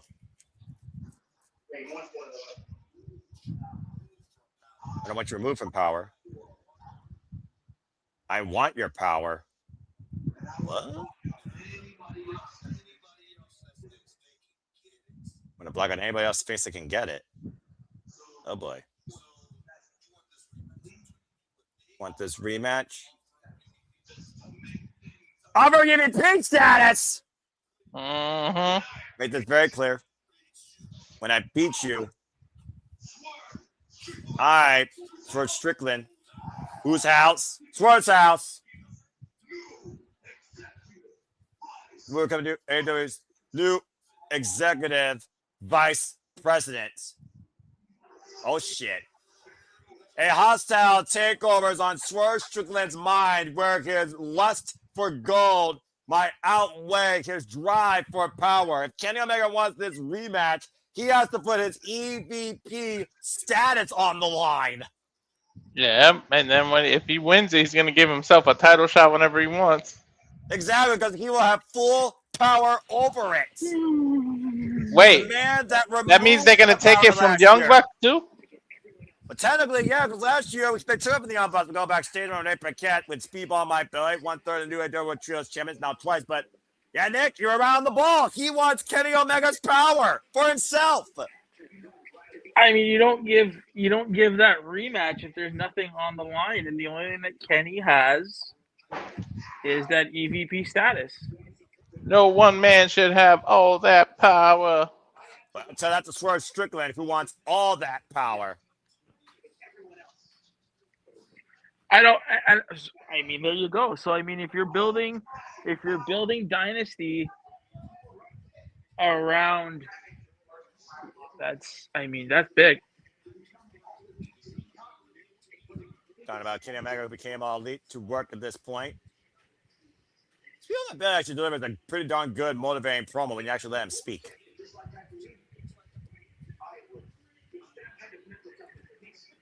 That mental toughness. Mental toughness, and I know a thing or two about that.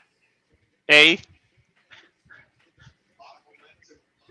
lot of momentum, though, on the side of Speedball My Belly after they beat the Don Callis family. Speaking of, we get ready for singles action here with a guy that has really been impressive since returning from the injury.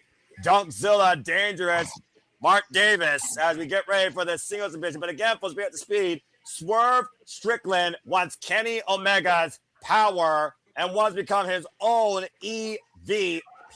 If Kenny Omega wants that rematch, he wants full control over the World Championship picture. That's a dangerous combination for Swerve Strickland to have. Yep. I mean, most people say it's all about money, power, and respect. I'm sure Swerve already has the money. He's got people's respect. All he's missing is the power. Well, with power comes leverage. With leverage comes championships. With championships comes possession. Possession 9/10 of the law. We'll find out if Kenny Omega accepts that counteroffer, and when that match will happen soon enough as we get ready to fight with Speedball Mike Bailey versus Mart Davis. This should be interesting. Dude, speed versus power is seriously coming up. And of course, we are talking about 1/3 of the new AEW Trios champions alongside Mystico, as Mystico made history, not only becoming All Elite, but also now a Trios champion in both CMLL and AEW. Jet Speed now 2-time AEW World Trios champions. They still rocking the Mystical mask. Going back to that Swerve promo, Please. having that stipulation in there, again, it's stakes, right? And there's no better place for a match like that than at Dynasty. I mean, that's a smart move. Now, I mean, does Swerve win? Now, that's the question. Yeah, I'm about to say, we talked about before the aspect of everyone removed from power, except for Kenny Omega, who has had the most selfless nature with his power. What happens if Swerve Strickland seizes that and removes Kenny Omega altogether? We're going to get what the Young Bucks used to do when they were a few years ago with all the power. Yeah, well, I guess there's something more dangerous than a weapon in one man's hand if Swerve Strickland gets EVP behind his status. Again, more details to come later. And Speedball stepping outside, those sidestepping Mark Davis. Clear the speed advantage, pun intended, on Speedball. Go ahead, Nick. Oh. Now, a little side thing, and this makes you wonder: is this a way or an avenue for Hangman to come back and have that agreement be null and void? Like this, doing this match, it opens up a lot of questions of what you can do, and this is the thing that I kept talking about. I want Tony to have fun with this stuff, make this stuff engaging. That's engaging. Like that is a solid kind of stake to put on the line in that match. And Swerve Strickland has all the coup for that. Go ahead, Walter. There's multiple levels to it. Exactly. It's more than just the championship at this point. It is literally controlling AEW. Speaking of AEW being in control, get ready for a slam dunk, not only Saturday, but Sunday with Slam Dunk Collision, as you will get AEW Collision on both Saturday and Sunday night following the NCAA tournament live coast to coast. Again, that's this Saturday and Sunday. Special start time following the NCAA tournament. Also, storyline-wise, who knows if Tony even approves of this? Axe kick. Round kick by Speedball Mike Bailey. So proficient. Of course, black belt in Taekwondo. They can offer this all they want, but ultimately Tony Khan has to sign off. Is he willing to give to risk it and actually give Swerve that power? And to that point, how far do you take it? How far does Swerve get drunk on power? And do we finally get the storyline to where Tony gets ousted from power? I don't know. Remember a couple of years ago, what did the Young Bucks do to Tony?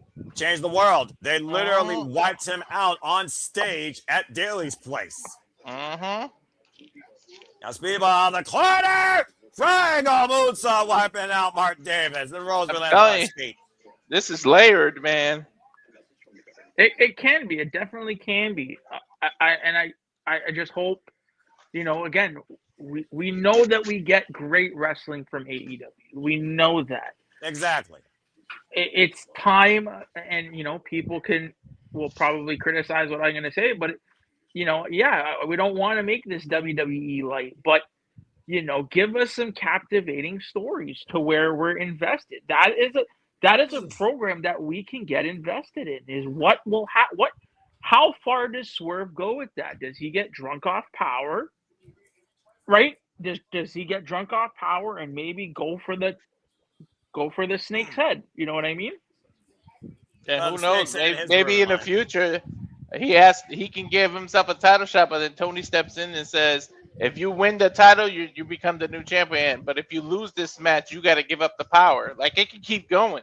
To be fair, MJF could also leverage that, and MJF is all about negotiations. And again, as I said, MJF, keyword MJF, has not faced Swerve Strickland yet one-on-one in AEW. Their only in-ring encounter was later the fatal four-way at World's End when MJF got his world back, pinning Samoa Joe, the very man that took the world from him. And might I add, Samoa Joe is still out injured. And while you all keep going all in on this narrative of a power struggle and a lust for gold, again, AEW All-In will be in London, August 3rd, 2026 at Wembley Stadium. Get your tickets today, folks. That Speedball was just powerbombed back first on the freaking apron by Dunkzilla Mart Davis. This match continues in restaurant quality, Perazzle and picture, fuck television.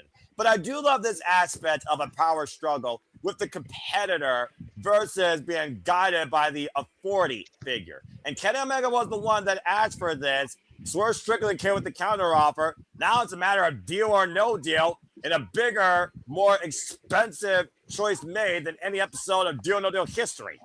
Mm-hmm. You know, and that decision you can build over weeks of television, right?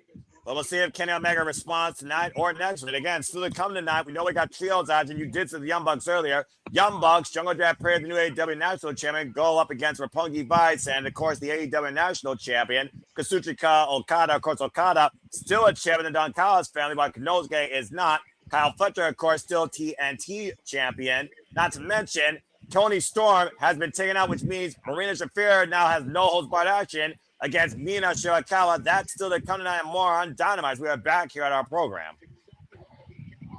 And to think, we're not even, well, I guess what I just realized, we are in the second hour. Damn, how time flies. Yeah, look at the replay here, guys. Watch the Speedball lands. Time flies when you put on quality television. You don't think about how long the show is. I mean, to be fair, that applies to pay-per-views as well. And I think Speedball wished that this match had a little bit more speed to it after his back got concaved on the apron. Again, Dunkzilla, Mart Davis. Can we talk about how much of a destructive asset he's been for the Don Callis fans since coming back from injury? He is ridiculous. Mm-hmm. Dangerous on its tights and quite verbatim. And right now, He would have been very dangerous to the tag division if his partner didn't get hurt. If Jake Doyle didn't separate his shoulder, I think that was what it was. Separate his shoulder. That's exactly right. To Jake Doyle again, get well soon. Jake Doyle, Penelope Ford, Samoa Joe, and Bobby Lashley. I wish them all the best to get well soon, as well as Buddy Mathis again. Speedball trying to break the grip, of Mart Davis. One hand freed from the turnbuckle and now hoisting up Dunkzilla. And Speedball the cell powerbomb cover. Two count only. Bobby Lashley's got to be close to being cleared. Oh, soon. come on. And in a couple of weeks, there's a Minnesota freaking Dynamite. And you know, That's we know true. the roots of Shelton Benjamin in Minnesota. No! Shooting star Prince 2-0. David's able to kick out. And we know business is going to pick up also for the Hurt Syndicate here. It's just a matter of what the next business plan is. Uh-oh. And wait a minute. Tony Khan is giving us some breaking news. He's made it official. It will be Swerve versus Kenny 2. Number one contendership versus EVP status next week live on Dynamite. Oh, there's your answer, Nick. And I don't like that. Look at the state. I told you. Look at the city they're in. At St. Paul, Minnesota. It's a very fair point. And of course, folks, stay tuned for that next week on Dynamite. These two men are having a firefight here, and it's not over hockey. Dunks to everybody. People off the ropes. Oh, time adventure! What does the state have to do with it? What do you mean? Because I was talking about Hurt Syndicate coming back. Bobby Lashley being cleared because you got to start having trio contenders. Again, Speedball Mike Billy scouting Mart Davis clearly from this past Sunday after this firefight exchange. And why Mart Davis got the better of the exchange. Speedball caught him at that spinning back heel kick and clocked him. Both men down for the moment. Damn, man. I don't know. They booked that kind of super soon. Well, again, Nick did say you only got 4 weeks, so maybe the first week, again, this is the fallout. The next week, you have the match. The following week, you hear from the winner, you hear from the loser. And then the week of the pay-per-view, how do you go home into it? And also, again, this is implications on Maxwell Jacob. Oh, Jesus. Maxwell Jacob Freeman's AEW World Championship. And we don't even know the champion's in the building yet or is going to speak. And at some point, we're going to have to hear MJF because at the end of the day, Omega, Swerve, and Darby Allin have all set their sights as of right now on the AEW Men's World Championship. Swerve could very well insert himself if he wins the power. He could make the Dynasty match and insert himself in Dynasty. Exactly. And Kenny Omega and Darby Allin cover up the crucifix bomb kick out at 2. That was almost like a Razor's. Hey, he kind of let go of the bomb. No kidding. And again, Mark Davis back on the attack with the sliding elbow in the corner. Just straight full force throttle is Mark Davis. No let up. That's a big man. I feel bad for Mike right now. Go, go, go, go. The battle of speed versus power. Looking for the backslide here. And again, Mark Davis grabbing the ropes. Oh, jeez. That kick to the back of the head. The proficient striking. Backslide cover. 2 and speed. It's a 2 count. Look for that kick again. Oh, it's a Guri by Mark Davis. Rock speedball. Rebound off the ropes. Dunks it on the move. Oh, God, I want that one a lariat. What a shot. And of course, if Mark Davis wins, that puts the Doghouse family in contention. Back for the Trios Champions. Cover off the pile driver. Kick out by speedball at 2.5. Yo, how he kick out off that spike pile driver? I thought that shit was over. Deadlift again, looking for the pile drive, powerbomb, counter, roll through, speedball, hook of the legs, 2 and speedball, reversed by Mark Davis, roll through. Able to kick out, PK. Now speedball, the Reveloution knee drop.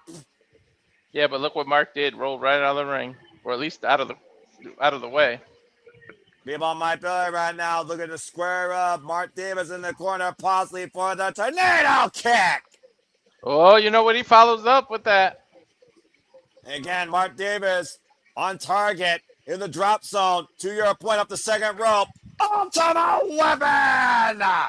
1, 2, and Speedball wins this heavyweight fight. Oh, I can't fry. I was not expecting that. And momentum continues for the new AEW Trios champions and Speedball Mike Bailey. Mental well, I guess coming off that, overcomes the power and unorthodox nature of Mark Davis tonight on Dynamite. Coming off the momentum of Reveloution, I guess I should expect him to win, but damn. Still, though, Mark Davis, hell of a performance. Damn, Toni didn't. I just realized Toni didn't even give Kenny a chance to respond. He just made the match official. Well, I mean, Kenny Omega is the one that lobbied up Swerve Strickland. Let's see what you bring to the table. At the end of the day, Kenny Omega is the EVP. For all we know, he's the one that decided it. Speaking of deciding, Kyle Fletcher going to become the greatest senior champion of all time, will defend the title this coming weekend against TMDK's Sniper of the Sky, Robbie Eagles, on Slam Dunk Saturday Collision. And also to come, the Brawling Birds will take on the Sisters of Sin. Of course, we now have brand new AEW Women's World Tag Team Champions in Divine Dominion, Megan Bayne and Lena Cross. Also, the Death Flyers will be in tag team match against Commander and Mascara Dorada. CMLL World Champion Claudio Castagnoli and Darren Garcia taking on Commander and Mascara Dorada. Who knows? We might get a future CMLL World Championship challenger here. Mm-hmm. And of course, MJF, speaking of him, let's hear what MJF had to say after extinguishing him and Adam Page from the equation. Good Lord. Oh, this is from last Sunday. Yep. Greatest Iron Man match, greatest dog color match, greatest Texas Death match of all time. Greatest AEW World Champion of all time. Mr. Revolution.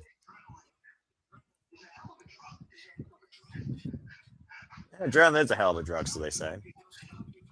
It'll stop you from feeling pain. Well, there's literally blood all over the wall behind him. 3 ounces of blood pouring out of his body. Doesn't matter. Because I won. Heck, he won. It's all worth it. He still holds the grand prize of them all. The Triple B.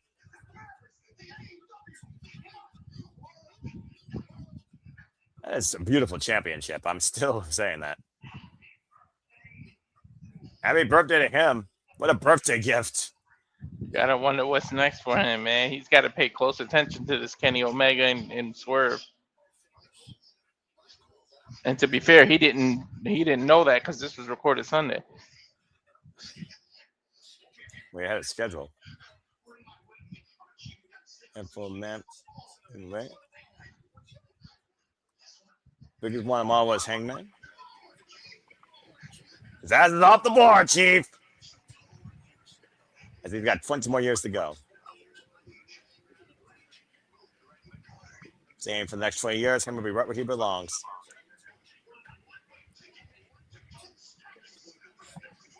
Imagine giving him a woman ticket to GOAT status. For the next 20 years.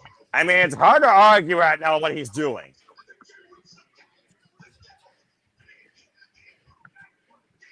Big Hebrew, the devil, Maxwell freaking Freeman, MJF. Talk about being full of yourself. Hey, man, he's better than you, and he knows it. Hard to argue with a man when he's proven himself, right? Yep. You can't argue with him. Yeah, let's see what he's got next. What's he gonna do now? What are you gonna do next? Going to Disney World. How did I know that? I really hate you sometimes. How right you are. Coming up next, Mina Shirakawa versus Marina Shafir in No Holds Barred. Fuck television. Everybody who has the title says that shit. That's why. I ain't spending my money on that. That being said, well, again, Dunkzilla, great exhibition, I would say, if nothing else, but Speedball right now, flying high and proud as Trios champion once again. Renewed confidence, renewed momentum. To be fair, that match was in Cali. You should have went to Disneyland. You're already right there. I mean, get the hell out of California. He's an East Side boy. I'm just saying. Oh. And Sandy here giving some thoughts. One Ken Omega beats Sword Strickland, cannot lose all EVPs because of his ego of not just accepting a win over Omega just a few weeks ago. So Sandy with a hot take there. Talking about Swerve's ego. Again, forgetting about post-match assault. I think he meant. I think she meant. Wouldn't it be that Kenny has an ego because he couldn't accept the loss? No, I think Swerve, because again, we're talking about Swerve wins. What if Swerve loses? They will be 1-1. Nick, you're talking about how they're pushing this too fast. What if Omega wins? Just saying. AEW has taught us a lot this past Sunday. Bro, there's a lot on the line. Conclusion in every freaking thing. There's a lot in the line. I don't know where Swerve goes from here if he loses. I mean, well, Swerve has one win. Let's say if Kenny wins, do you run it? Like, you can run it back. Yes. But you for can what? run it back at Dynasty, but at that point, what does Kenny give? This doesn't make any sense. Like, what makes sense in hindsight, to be fair, but it's a matter of execution, Nick. I do see though what you're saying, though. Continue. Listen, I will judge. The next 4 weeks is leading up to Dynasty. After Dynasty, we can judge how we got there. Exactly. Like I said, the next real big show, let's be honest here, because AEW does still have the original Big Four. You kicked off with Reveloution. You're going forward with Double or Nothing. Then you have AEW, of course, All In. And then, honestly, looking at the later half of the year, I would argue World's End the last big thing because it literally ends the calendar year. And the Continental Classic is the most prolific thing to end the calendar of the year with. And if we're going to be in London for All In, and Will Ospreay just came back. There's a lot. MJF has a lot of people gunning after that title. And Will Ospreay right now is gunning after the man that almost put him on injury permanently, Jon Moxley, a man he hasn't beaten yet. Then you got Darby chasing. MJF got a lot of shit to look out after. Because if Swerve gets this power, he's going to give himself the title match. If Darby just challenged it out, who knows if he gets the title shot at Dynasty. MJF's got to be looking over his shoulder. So the trios match, I guess, would... I mean, if they're doing... You are so stupid! Shiki Kazuchi Okada. Only Lord to my family.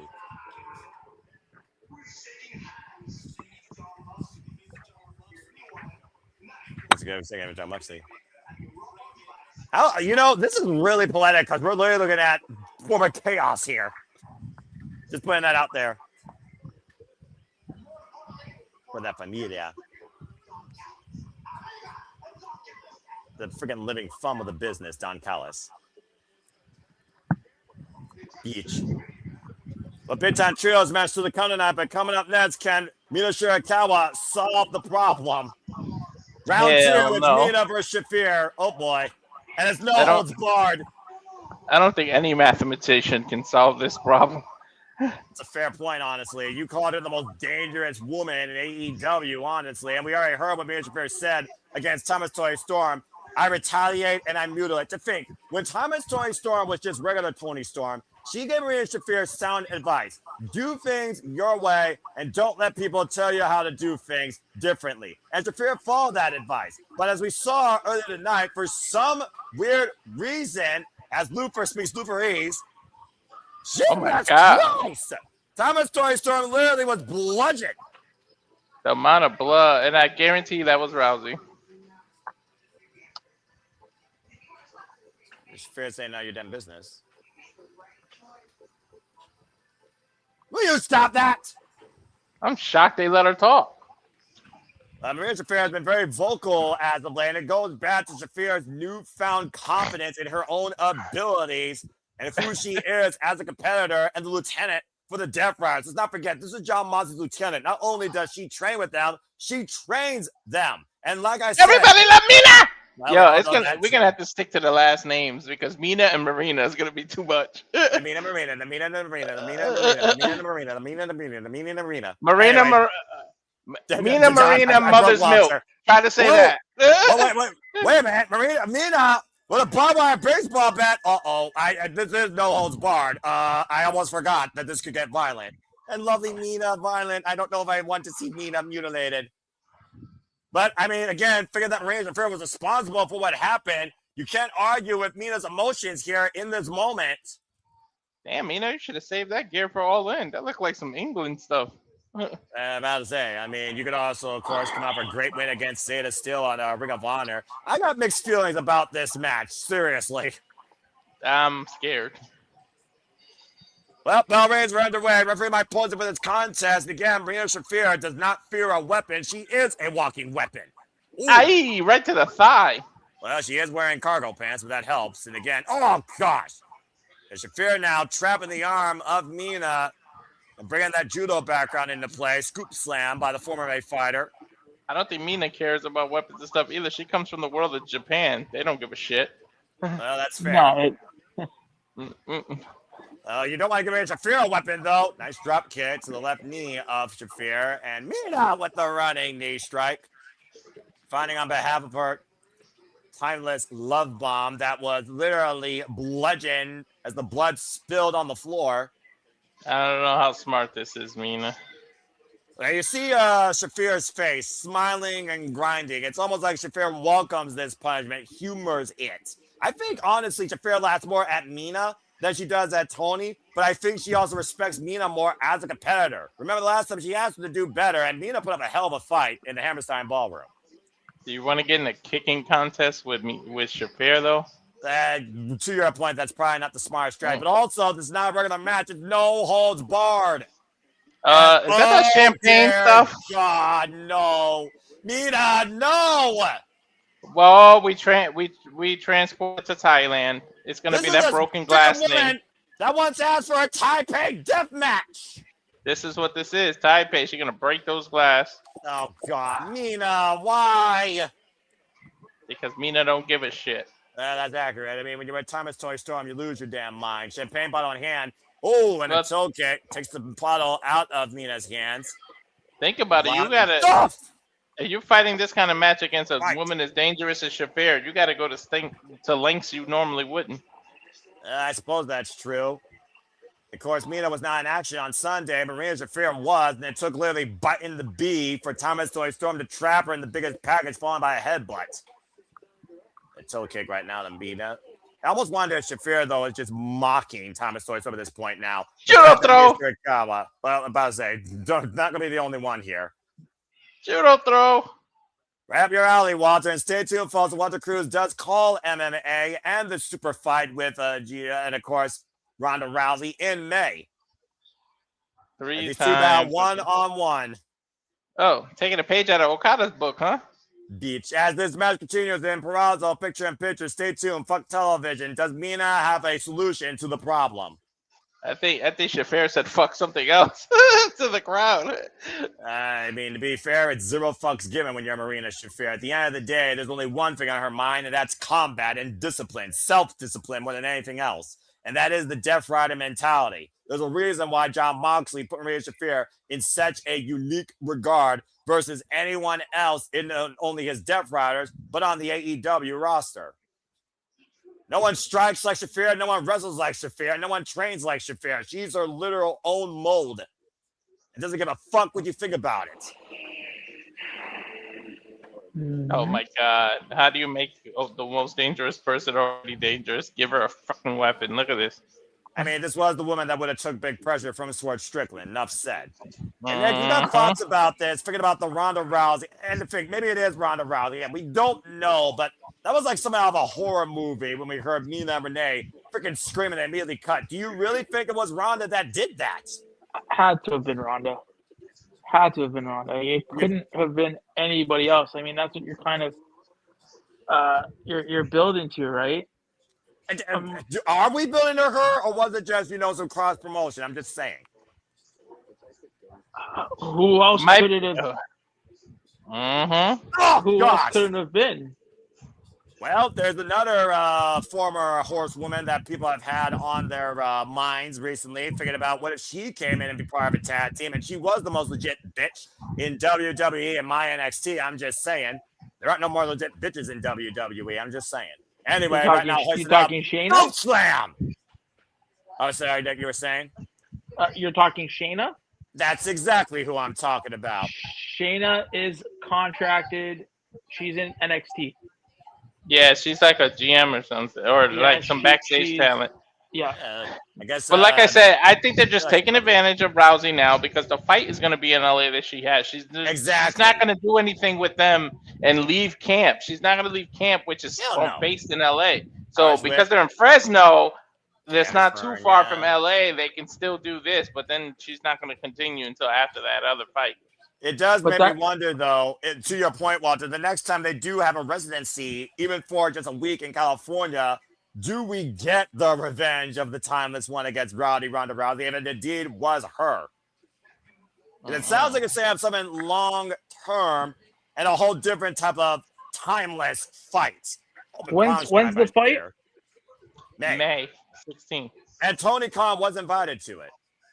Again, Shafir likes drinking the bubbly. And Shafir, you said May when? May when? May 16th. And Shafir is walking Rousey out. Oh, been a spit take to Mina Shirakawa. When's Double or Nothing? That would be towards the end of it. Oh, after the fight. Trying to fight for a fallen friend. Bubbly going everywhere. Good grief. A little bit of the bubbly. And Mina back on the attack here. Mina knows how to drink and how to fight. If people have watched her in Stardom like I have, I'm just saying. Mina with a chair. Mina with a weapon just sounds weird in context. Holy shit! Oh! Kicked her right in the ribs. I mean, again, the precision striking by Marina Shafir. Now it's with reversal. You were saying, Walter, up and around. Oh, take it down to DDT on the chair. That was Nick. It could realistically, it could also be Tekla, right? Because Toni did say that after that match, she was coming after Tekla. So it could have been Tekla. I mean, that's a good point because, like I said, she did call out the AEW Women's World Championship after overcoming the problem. To be fair, I don't think Tekla's even done with Statlander yet. That's also a fair point. I don't like that. If we don't hear the fact that we're not hearing from Tekla tonight, I don't like that. Well, you gotta consider we know what the Sisters of Sin will be in action this Saturday on Collision. Oh, and there's only so much you can fit in 2.5 hours. The hell was that? Like a neck twister onto the chair. Cover 2, and I don't think Mina got all of it. 2.5 by Mina Shirakawa. Yeah, we talked about how resilient Marina Shafir has been here in AEW versus how much she retaliates. Well, you won't be badass if you weren't resilient. And right now, look at a step forward for the figure for leg lock, pushed off the ropes. Again, Mina knows she has to avoid that mother's milk. That is what literally capacitated her not once, but twice. She might dive right into mother's milk. Good point. Tornado! Cross-bodied. Oh! What did I tell you? Again, shoved to the clutches of the problem. And there's no rope break, no holds barred. Yeah, but she used the That's all ropes the way as out. leverage to get out. I think she clawed her eye out. Yeah, it's really what she did. Desperate means, and again, they're all legal. Oh. When Shafir lays down like that, she's ready to snack you into mother's milk. I knew that's what that was going to be. Like a Venus flytrap, just trapping her in her clutches. Exactly. She lets you get confident and boom. What else is under there? Come on, you already have the champagne bucket. You got chairs. You got barbed wire baseball bat from earlier. To your point, that hasn't been used tables. Yet. Well, they wanted tables earlier, Nick. They're finally getting it. They are. Is it a table for two or for one? Ask Shafir in 10 minutes and get back with me. They got the champagne. Somebody reserved the table yet? Ooh. Bringing the table out from underneath the ring. Marina's still favoring that lower back, by the way. We already saw a coffin match. Now this shit. Well, to be fair, we are dealing with, like you said, the most legit bitch in the AEW Women's Division. Major Kawa right now, and Shafir on the apron. I'm not sure who's going to do better or fail worse. Both of them right now just clubbing away. Oh! Open palm strike, do better. Ran to a toe kick. Uh-oh. Oh, no. Oh, no. Oh, God! Oh, I think Shafir put herself through the table. Yeah. That's exactly what she did. Well, be damned. Backdrop suplex to the floor, and Shafir crashing through the table. And she really didn't. Fuck. She really didn't get Mina. She got herself. Well, was that worse for Shafir or was it worse for Mina? Because to your point, Mina hit nothing but floor practically. And oh, wait, but she hit the edge. Look, she hit the edge. Please. Ah, that hurt. The edge is the most dangerous part. No holds barred, reckless abandonment.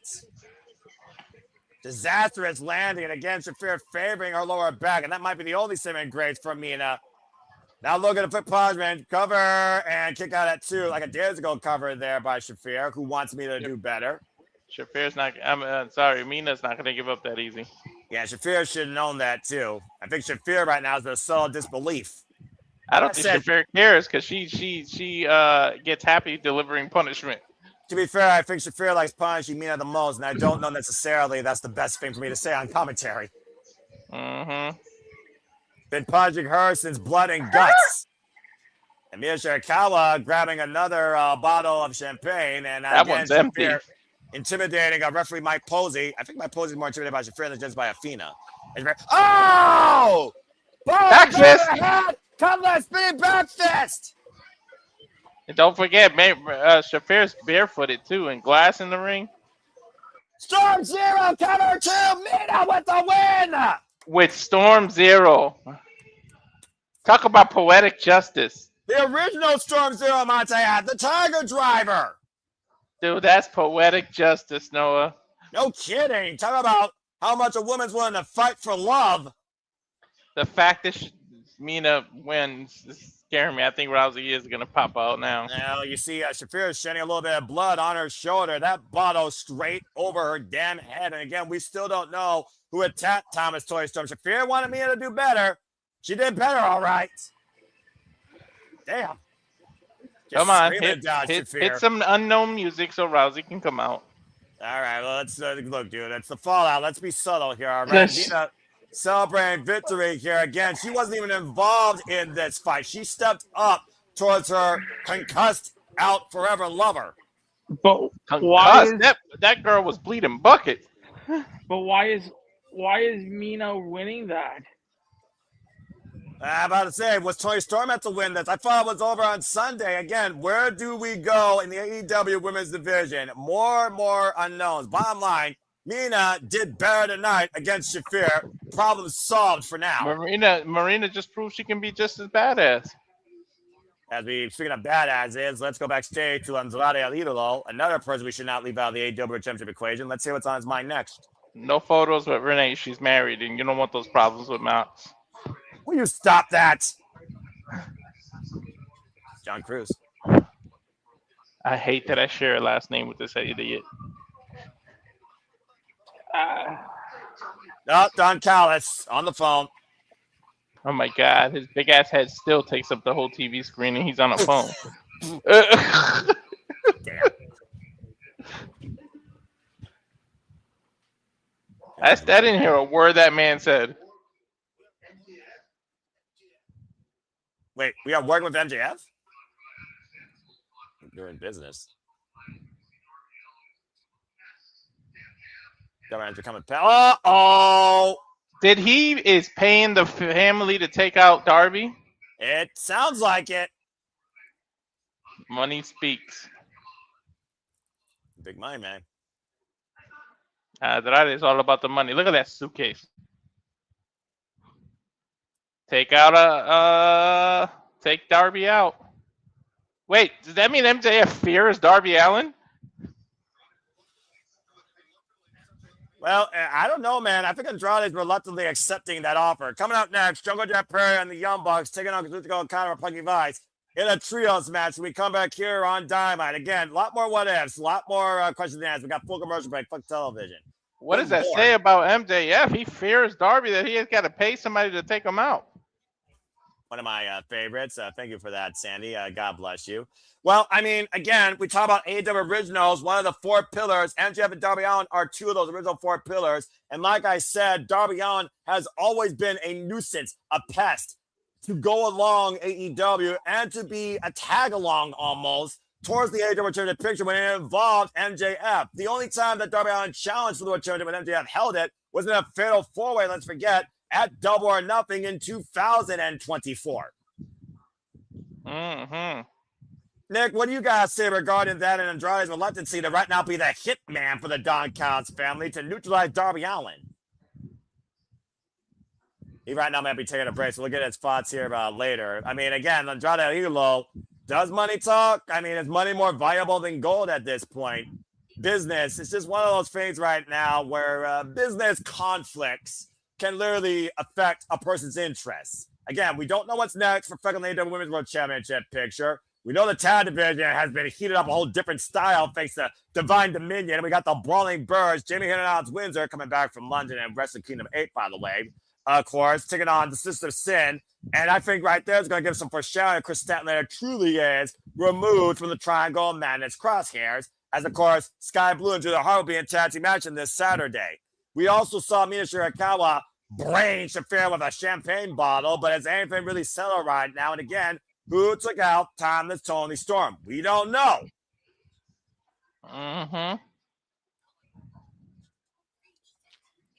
Well, again, thank you all for tuning into this special coverage that we decided to do, because why the fuck not? Because we are intrigued. If nothing else, we are intrigued by AEW since the fall of Reveloution, and we still don't know everything that's ahead. I hope you all enjoying. Please subscribe, comment, tell a friend. Know the next time that, of course, we have a watch along here. We have TNA Sacrifice, we have WrestleMania, AEW Dynasty, more GCW shows to come. We have Global Wars with Ring of Honor and Maple Leaf Pro Wrestling. There may be New Japan Cup final coverage of Natsuko Genesis coverage. Stay tuned for that down the line. More City Dickings are to come. MMA coverage with Walter Cruz. More movie stuff and other miscellaneous entertainment stuff with Rank Wrestling JJ Williams. And stay tuned for more interviews with the talent of Part Armenia, including with Jasmine Allure tomorrow. And this Saturday with further talent. And again, a special special announcement tomorrow. Yeah, it's figured for that. I was about to say a real special announcement. Don't need a graphic. And of course, also stay tuned for Wrestling JJ Williams and Kathleen Studios and follow us today at SR Studios 24 to know what's ahead against about Studios, where we give you all the coverage for all things wrestling, entertainment, and combat sports. And stay tuned for the Saturday Shenanigans this Saturday, hosted by Record Wrestling JJ Williams, following our latest interview. Of course, 11 p.m. Eastern Standard Time live. As we go back inside here to Dynamite. It's minute time on Dynamite. Someone's got to give here. You were talking about Ricochet earlier. Main event, beach. And the Young Bucks, of course, I wonder what their physical condition is following that war with FTR the past Sunday at Reveloution. Justin Roberts taking away with our main event introductions. And again, folks, you all continue to allow the passion to persist and pursue. Think about whether those that have tuned into all the watch alongs to this point, including resolution this past Sunday, as well as predictions post-mortem with me and Papa Gino. Hope you all continue to enjoy and stay tuned. Again, We chose to cover the fallout from this pay-per-view because it was their first, it was their kickoff, and we're intrigued to see what's next. And when we don't have all the answers, this has been quite fun. I don't think we're going to do this every week, despite what Walter suggests. But stay tuned the next time we do cover AEW live, either with pay-per-view or Dynamite. And I hope that you all enjoy. Yes, I don't think we should do this every week. Agree, Nick. Specials, yes. Regular shows, no. But this fallout, it gave a lot of possibilities. And right now, we got 5 people to think about in the AEW World Championship picture. We have no idea what to think about in the Women's Championship picture. But Thomas Toni Storm right now, wiped out, is a story in itself. And there seems to be a power struggle for control over the pursuit for the championship right now. Both the Don Callis family and Swerve Strickland and Omega. But I won't lie to you. This show has definitely been subpar. Well, you know, it is what it is when you take a chance on television, regardless of what product you watch. You're not going to make every basket you shoot, buddy. Well, you're not. You But get one angle, and it's like, okay, here's the rest. You're right, but coming out of that show, like... Wait, you expect them to go full throttle, dude, tonight? I mean, hell, you had a Coffin match, and then you had Toni Storm. Oh, hold that thought. Red Mecca! It ain't over. We don't know what this match is, or post-angle, or whatever. That's true. I mean, what does FTR have to gain here, though? Go ahead, Nick. You were saying, brother? No, yeah, I don't know. Definitely it's a weird feeling. Just call it is. It's a weird feeling. You're feeling weird right now. You don't know what to think at this point. They'll pick it back up. I think next week's going to be something. Well, we know we got Kenny Omega versus Strickland, where if Swerve wins, he not only becomes #1 contender, he becomes an EVP in All Elite Wrestling. If Kenny Omega wins, he keeps his EVP status, and it sounds like he becomes the #1 contendership. We also heard Andrade Eagle has been praised to be the hitman to take out Darbin, who wants to go after the AEW World Championship. But we don't know if he becomes #1 contender because Darby called his shot out. But we might get a triple threat. We might end up getting a fatal 4. We got 5, like you said earlier, 5 potential members or people on the roster that can get a title shot. The only person that can't ever get a title shot is Hangman.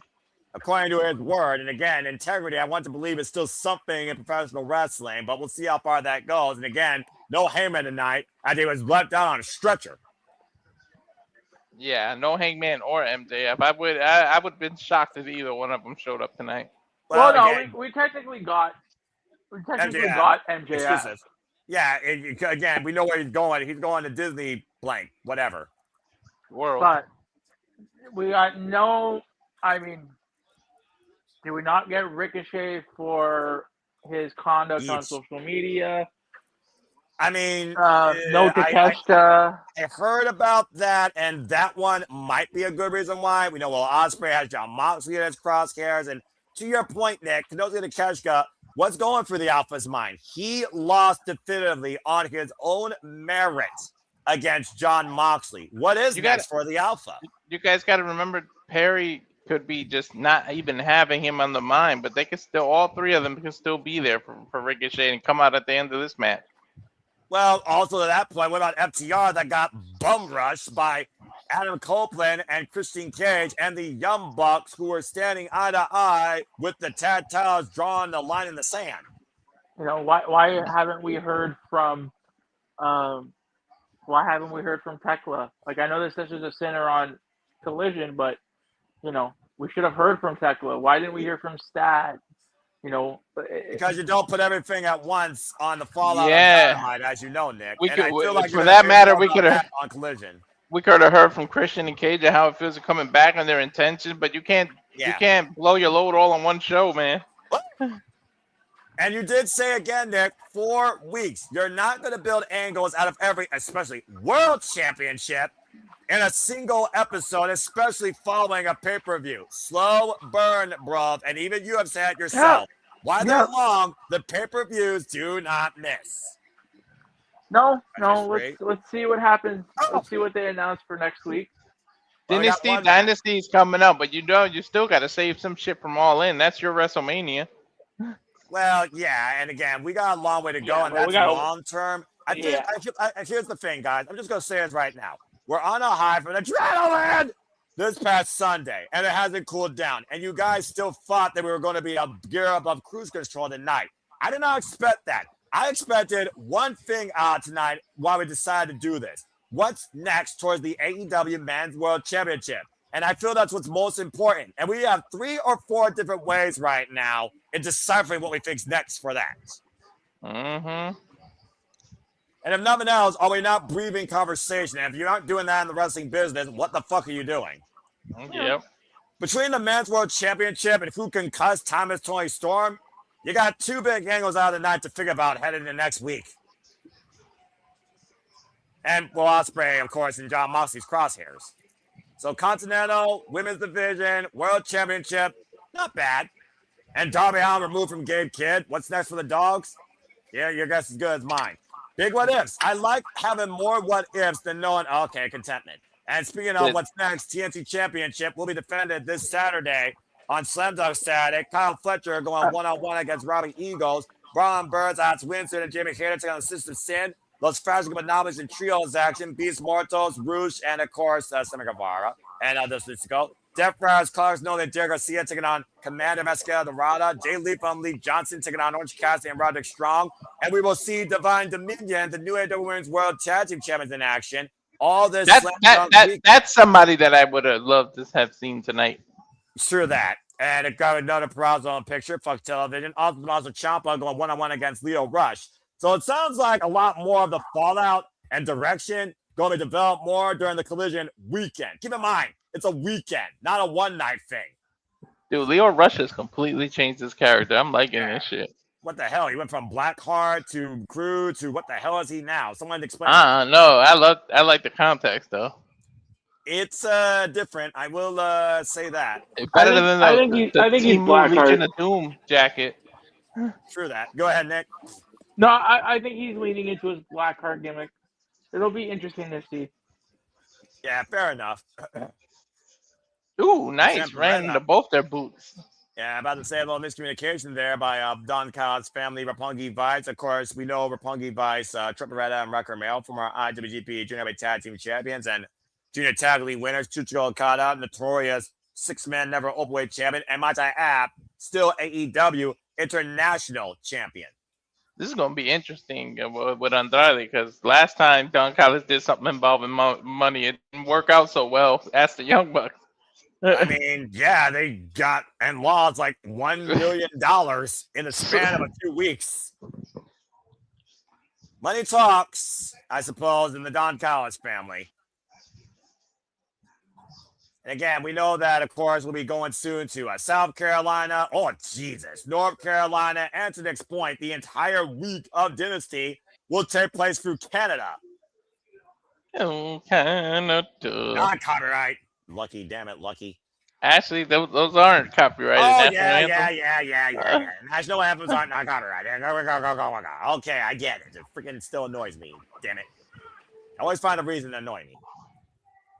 And I'm sure, again, Ricochet. Oh, my God. That whole week is going to be in Canada. I can't wait for the Christian and Cope build for that event. I mean, they're going to be involved at Dynasty. It's a foregone conclusion. It's just a matter of if that's the opportunity that they get to finally do what Adam Cole came to AEW to do with his longest running brother in the business. And that's one last run as tag champs, even if he's an asshole. Freaking grimace like Christian Cage's face. Dude, Still is it makes me laugh or this every like... time. Damn, how many fucking commercials are they going to give? Well, you got to prioritize the cover. This was the longest commercial break we had tonight. To be fair, there was no commercials probably during the women's match as well, and it does feel like it was limited commercials throughout the show. We talked about how fast the show's been flying by, so honestly, I'm not surprised. It's just it's hard. You do a great job. For me, it's kind of hard to focus when it's on the split screen. Well, yeah, you know, sometimes it's like what matters more, what's going on during the commercial or what actually is the commercial. For me, it's what's actually going on during the commercial. Jawbreaker by Jack Perry. And again, we don't know the go-out angle. Does the man get involved? Does FTR get involved? Does Christian Cage and Adam Copeland get involved? Does something else happen that throws this thing off the rails? Does Mina Shirakawa get mysteriously attacked? Or do we find out who attacked our Toni Storm all along? Elbow to the corner and Jet Prey able to get out of the way as we're back here on main event on AEW Dynamite. A very subtle, and honestly, I need this after Sunday night. Very subtle, simple Wednesday night. Push off the ropes. A rebound lariat by Jet Prey. What's all cut out? We don't know if the demand is standing by, waiting for Jack Perry to just drop his guard. Well, Jurassic Express are looking to go on a national tour. So, again, we don't know if they're trying to break that bus. We know it. Jack made. In comes Nick to shift the momentum here in favor of what used to be the freaking corporate elite, if I'm going to call it that. I wouldn't go nowhere near that bus when there's a freaking Jurassic Park in there fucking guarding it. Yeah. Wait, is Universal Studios in California or in Florida? You're losing me here. Huh? Escalera, the Jurassic Park. It's like in Universal Studios, right? Is that in Florida or in California? I think so. It's in Florida. I'm just saying, he's in it. Luchasaurus is in the bus. I wouldn't go mess with it. Well, he's only got one arm, to be fair. PK to Okada, who was literally brought in by the Young Bucks. Let's forget. All aboard the Locomotion Suplex Express. And Matt Jackson, despite the compromised bat that still ails him in his career, taking Rocky for a ride from one side into the other, and a double suplex to Roppongi Vice. That stinging effect on his shoulder be damned. Again, always impressive to see that done by Matt Jackson. And now we have the tag made to Nick Jackson. I don't think they got another angle because we only got 2 minutes left. Well, they always go over on Dynamite. About to say, you realize we always go over, right? Elbow drop combination here by the Bucks. Plus, you got to remember, we're in California. So honestly, this makes sense. And personally, I don't mind ticket fans a little bit slow. Have you accepted your invite? I'm about to say, oh no! Oh, never mind. No super kick party. Strike. Sold out kick, you were saying. Went for the rolling kick. Uppercut. Swinging a miss. Oh, a jumping knee. Very nice by Rocky Romero. King of Sneaky style. And, oh no! There it is. I got my invite. Super kick party. Yeah, there goes Trent, who literally super kicked Rocky. Jumping knee combination by Roppongi Vice. Wipes the Bucks out. Jack Perry and Okada nowhere to be found right now. Referee for this contest, Rick Knox, by the way. Irish whip, sit up and over. The shoulder blocks there by the Bucks. Up and over with the sunset flips. The roll up, stepping through, looking possibly for duo sharpshooters. And Jack Perry, though, slipping out Okada, who comes into the ring, bringing him back towards center. They locked in the snail trap. Snail trap. Submission hell.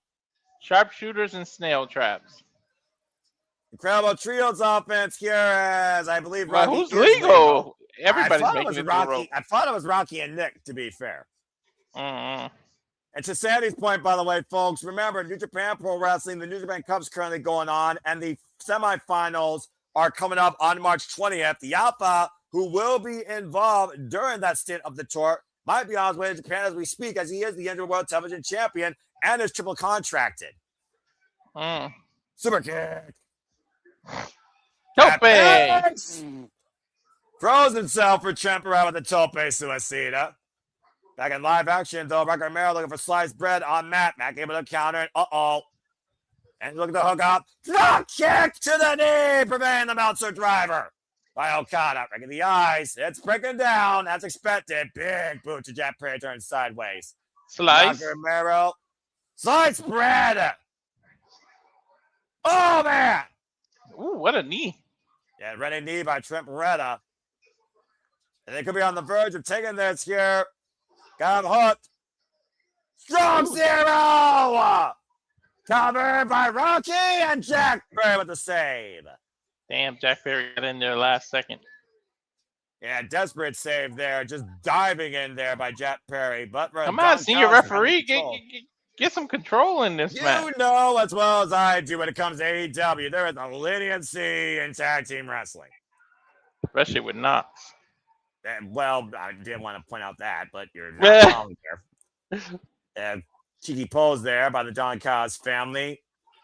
The Young Bucks and Jack Perry all set up now for what the hell? Nut bites. Up to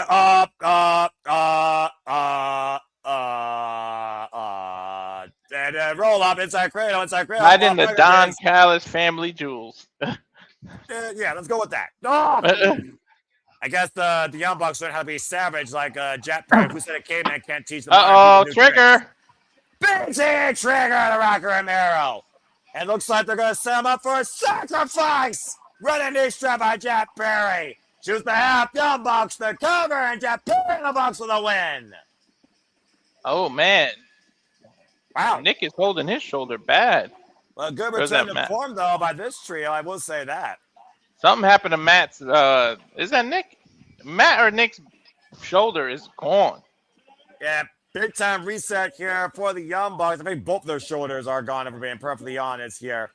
Well, we saw what happened Sunday. His shoulder was the story of the match. And that's fair. And Matt celebrating here with Jeff Perry and Nick again, and Jeff Perry with a microphone in hand. Oh, God. Please don't get the... Oh, I have to hear the Bucks talk. Well, I think they're going to have something to say regarding what happened this past Sunday. Let's see what the Young Bucks have to say and see what this might lead to. You think you know us. A little bit sweet. Had a great time match with Jack. But Sunday did not go your way. I mean, it was close. Effort. Christian and Cope were in California. This isn't too far. Again, do you bring all your fireworks at once? I'm just saying. Down by the front row, their family watching them. All the Young Bucks, pun intended. The kids. Hey, I'm the pun guy here, Young Bucks. To be fair, they're probably making more puns before you knew what puns were. With all due respect. They're punishing my ears right now. I hate when they have a microphone. All right, come on, be still. About a better team on Sunday. Yeah. Wow. When did you ever think the Young Bucks would admit somebody's a better team?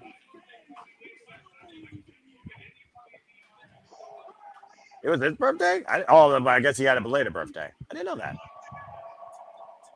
I knew it was MJF's. I didn't know about Jackson.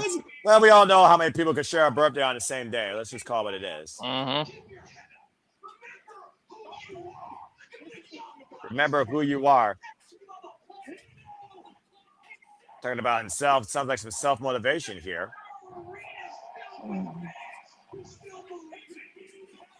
Really feel the fans will still believe in you. We have still have fans who still love you. You develop following. Talking about as far as saying, sons, I'm proud of you. Papa Buck seems all right. Even Jess said Papa Buck seems all right. We did talk about before how this year could be the Elite's last run. Oh, okay.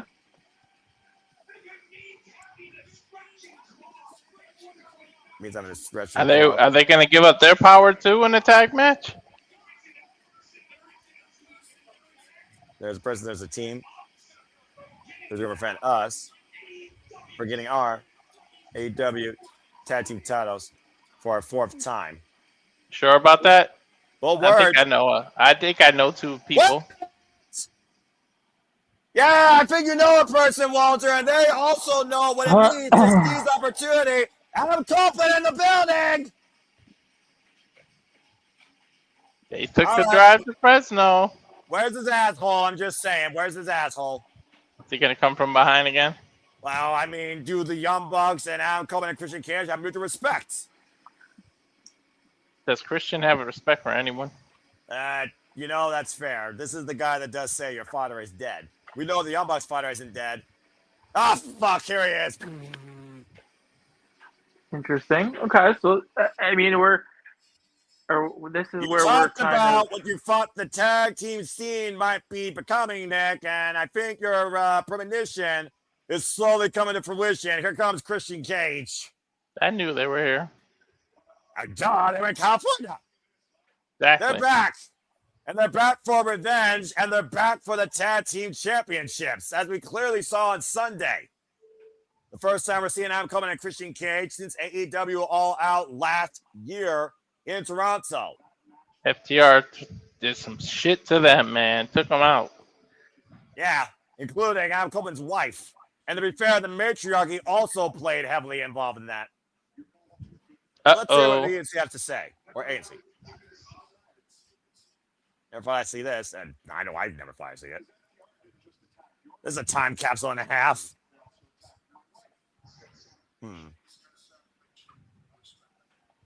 Adam Cohen saying respects the hell out of the Young Bucks.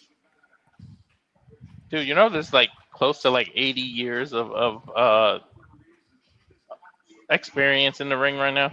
Yes, it's absolutely insane right now.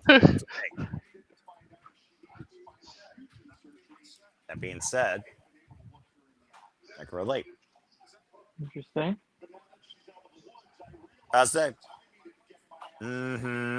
said, cut the wife. Beth Coleman going to come back with a vengeance. I hope she breaks Paul Stokes' neck. Yeah, Beth is a badass. We always knew Beth was a badass. Over the last 6 months. But when we find out she needs spinal surgery, I haven't been able to. Ooh. Now she's out of the woods. Need to get my ass back at AEW and rectify the damn situation. Uh-oh. Adam Coleman on revenge.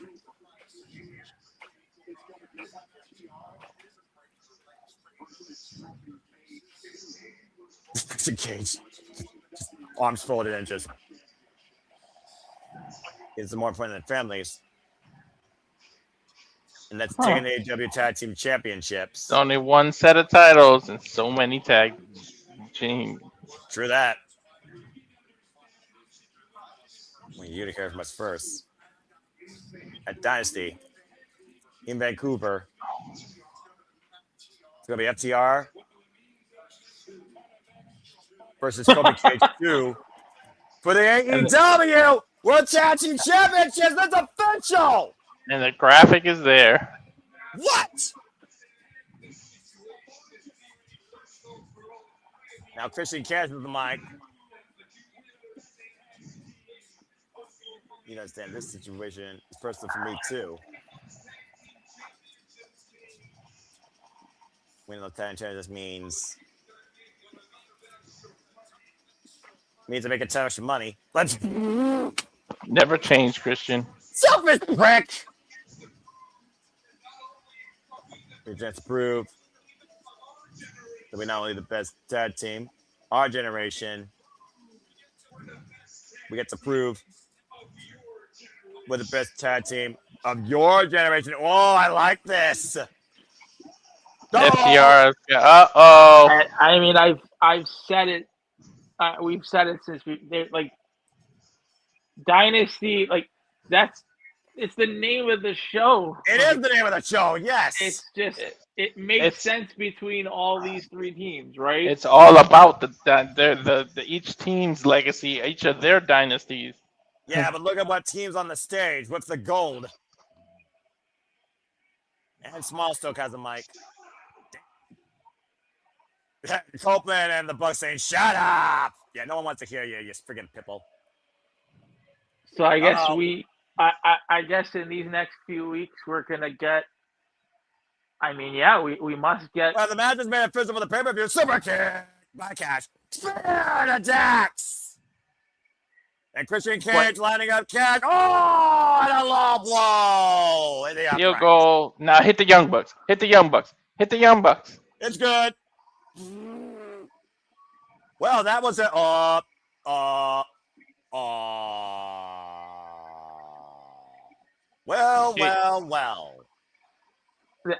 I mean, fight. The Bucks have to find their way in. I guess that's the hook. How do the Bucks find their way into that match? Well, again, it's all about mutual respect, right? And who's the either best that or they tag can team work the across winner. generations? You can always work the winner.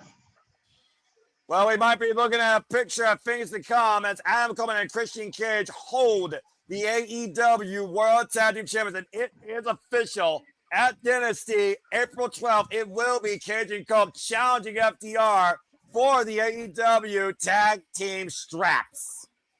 I like how Cope explained his hiatus. Because, yeah, I mean, exactly. let's be real. Like, Continuity. it was a 6 month, like he's been gone for 6 to 8 months. Like how do you pick up a feud that fast? Well, he explained it. Well, yeah, and again, we're talking about the ultimate opportunists here, and also speaking of opportunity, the Don Callis will get an opportunity to regain the AEW Trios Championships. El Clone, Josh Alexander, Canosa de Casca, Will Challenge, Mystical, and Jet Speed this weekend. And again, as we heard, next week, number one contender versus EVP, Swerve versus Kenny 2, where power and glory is on the line next week on Dynamite. Well, we're on the road to Dynasty, and it looks like that Outcoming and Christian Kids are looking to forge their dynasty across generations as the greatest tag team of all time. But for now, this Dynamite has finally concluded, and we have finally blew out the fuse. Thank you all for tuning in so much to this simple, special watch-along coverage of the Fallout from Revolution. We'll see what's ahead here as we keep going towards Dynasty. For Walter Cruz, for Nick Ferrantes, I'm Smith Noel Foster saying make a positive impact in life. Have a good night. We'll see you for our interviews with Jasmine and Laura and more to come this week across the Super Labo Studios with the Potter Media talent and the Saturday Shenanigans too. Walter, cut the fucking feed and thank you to all of you. Adieu. Cut the feed. Cut the feed.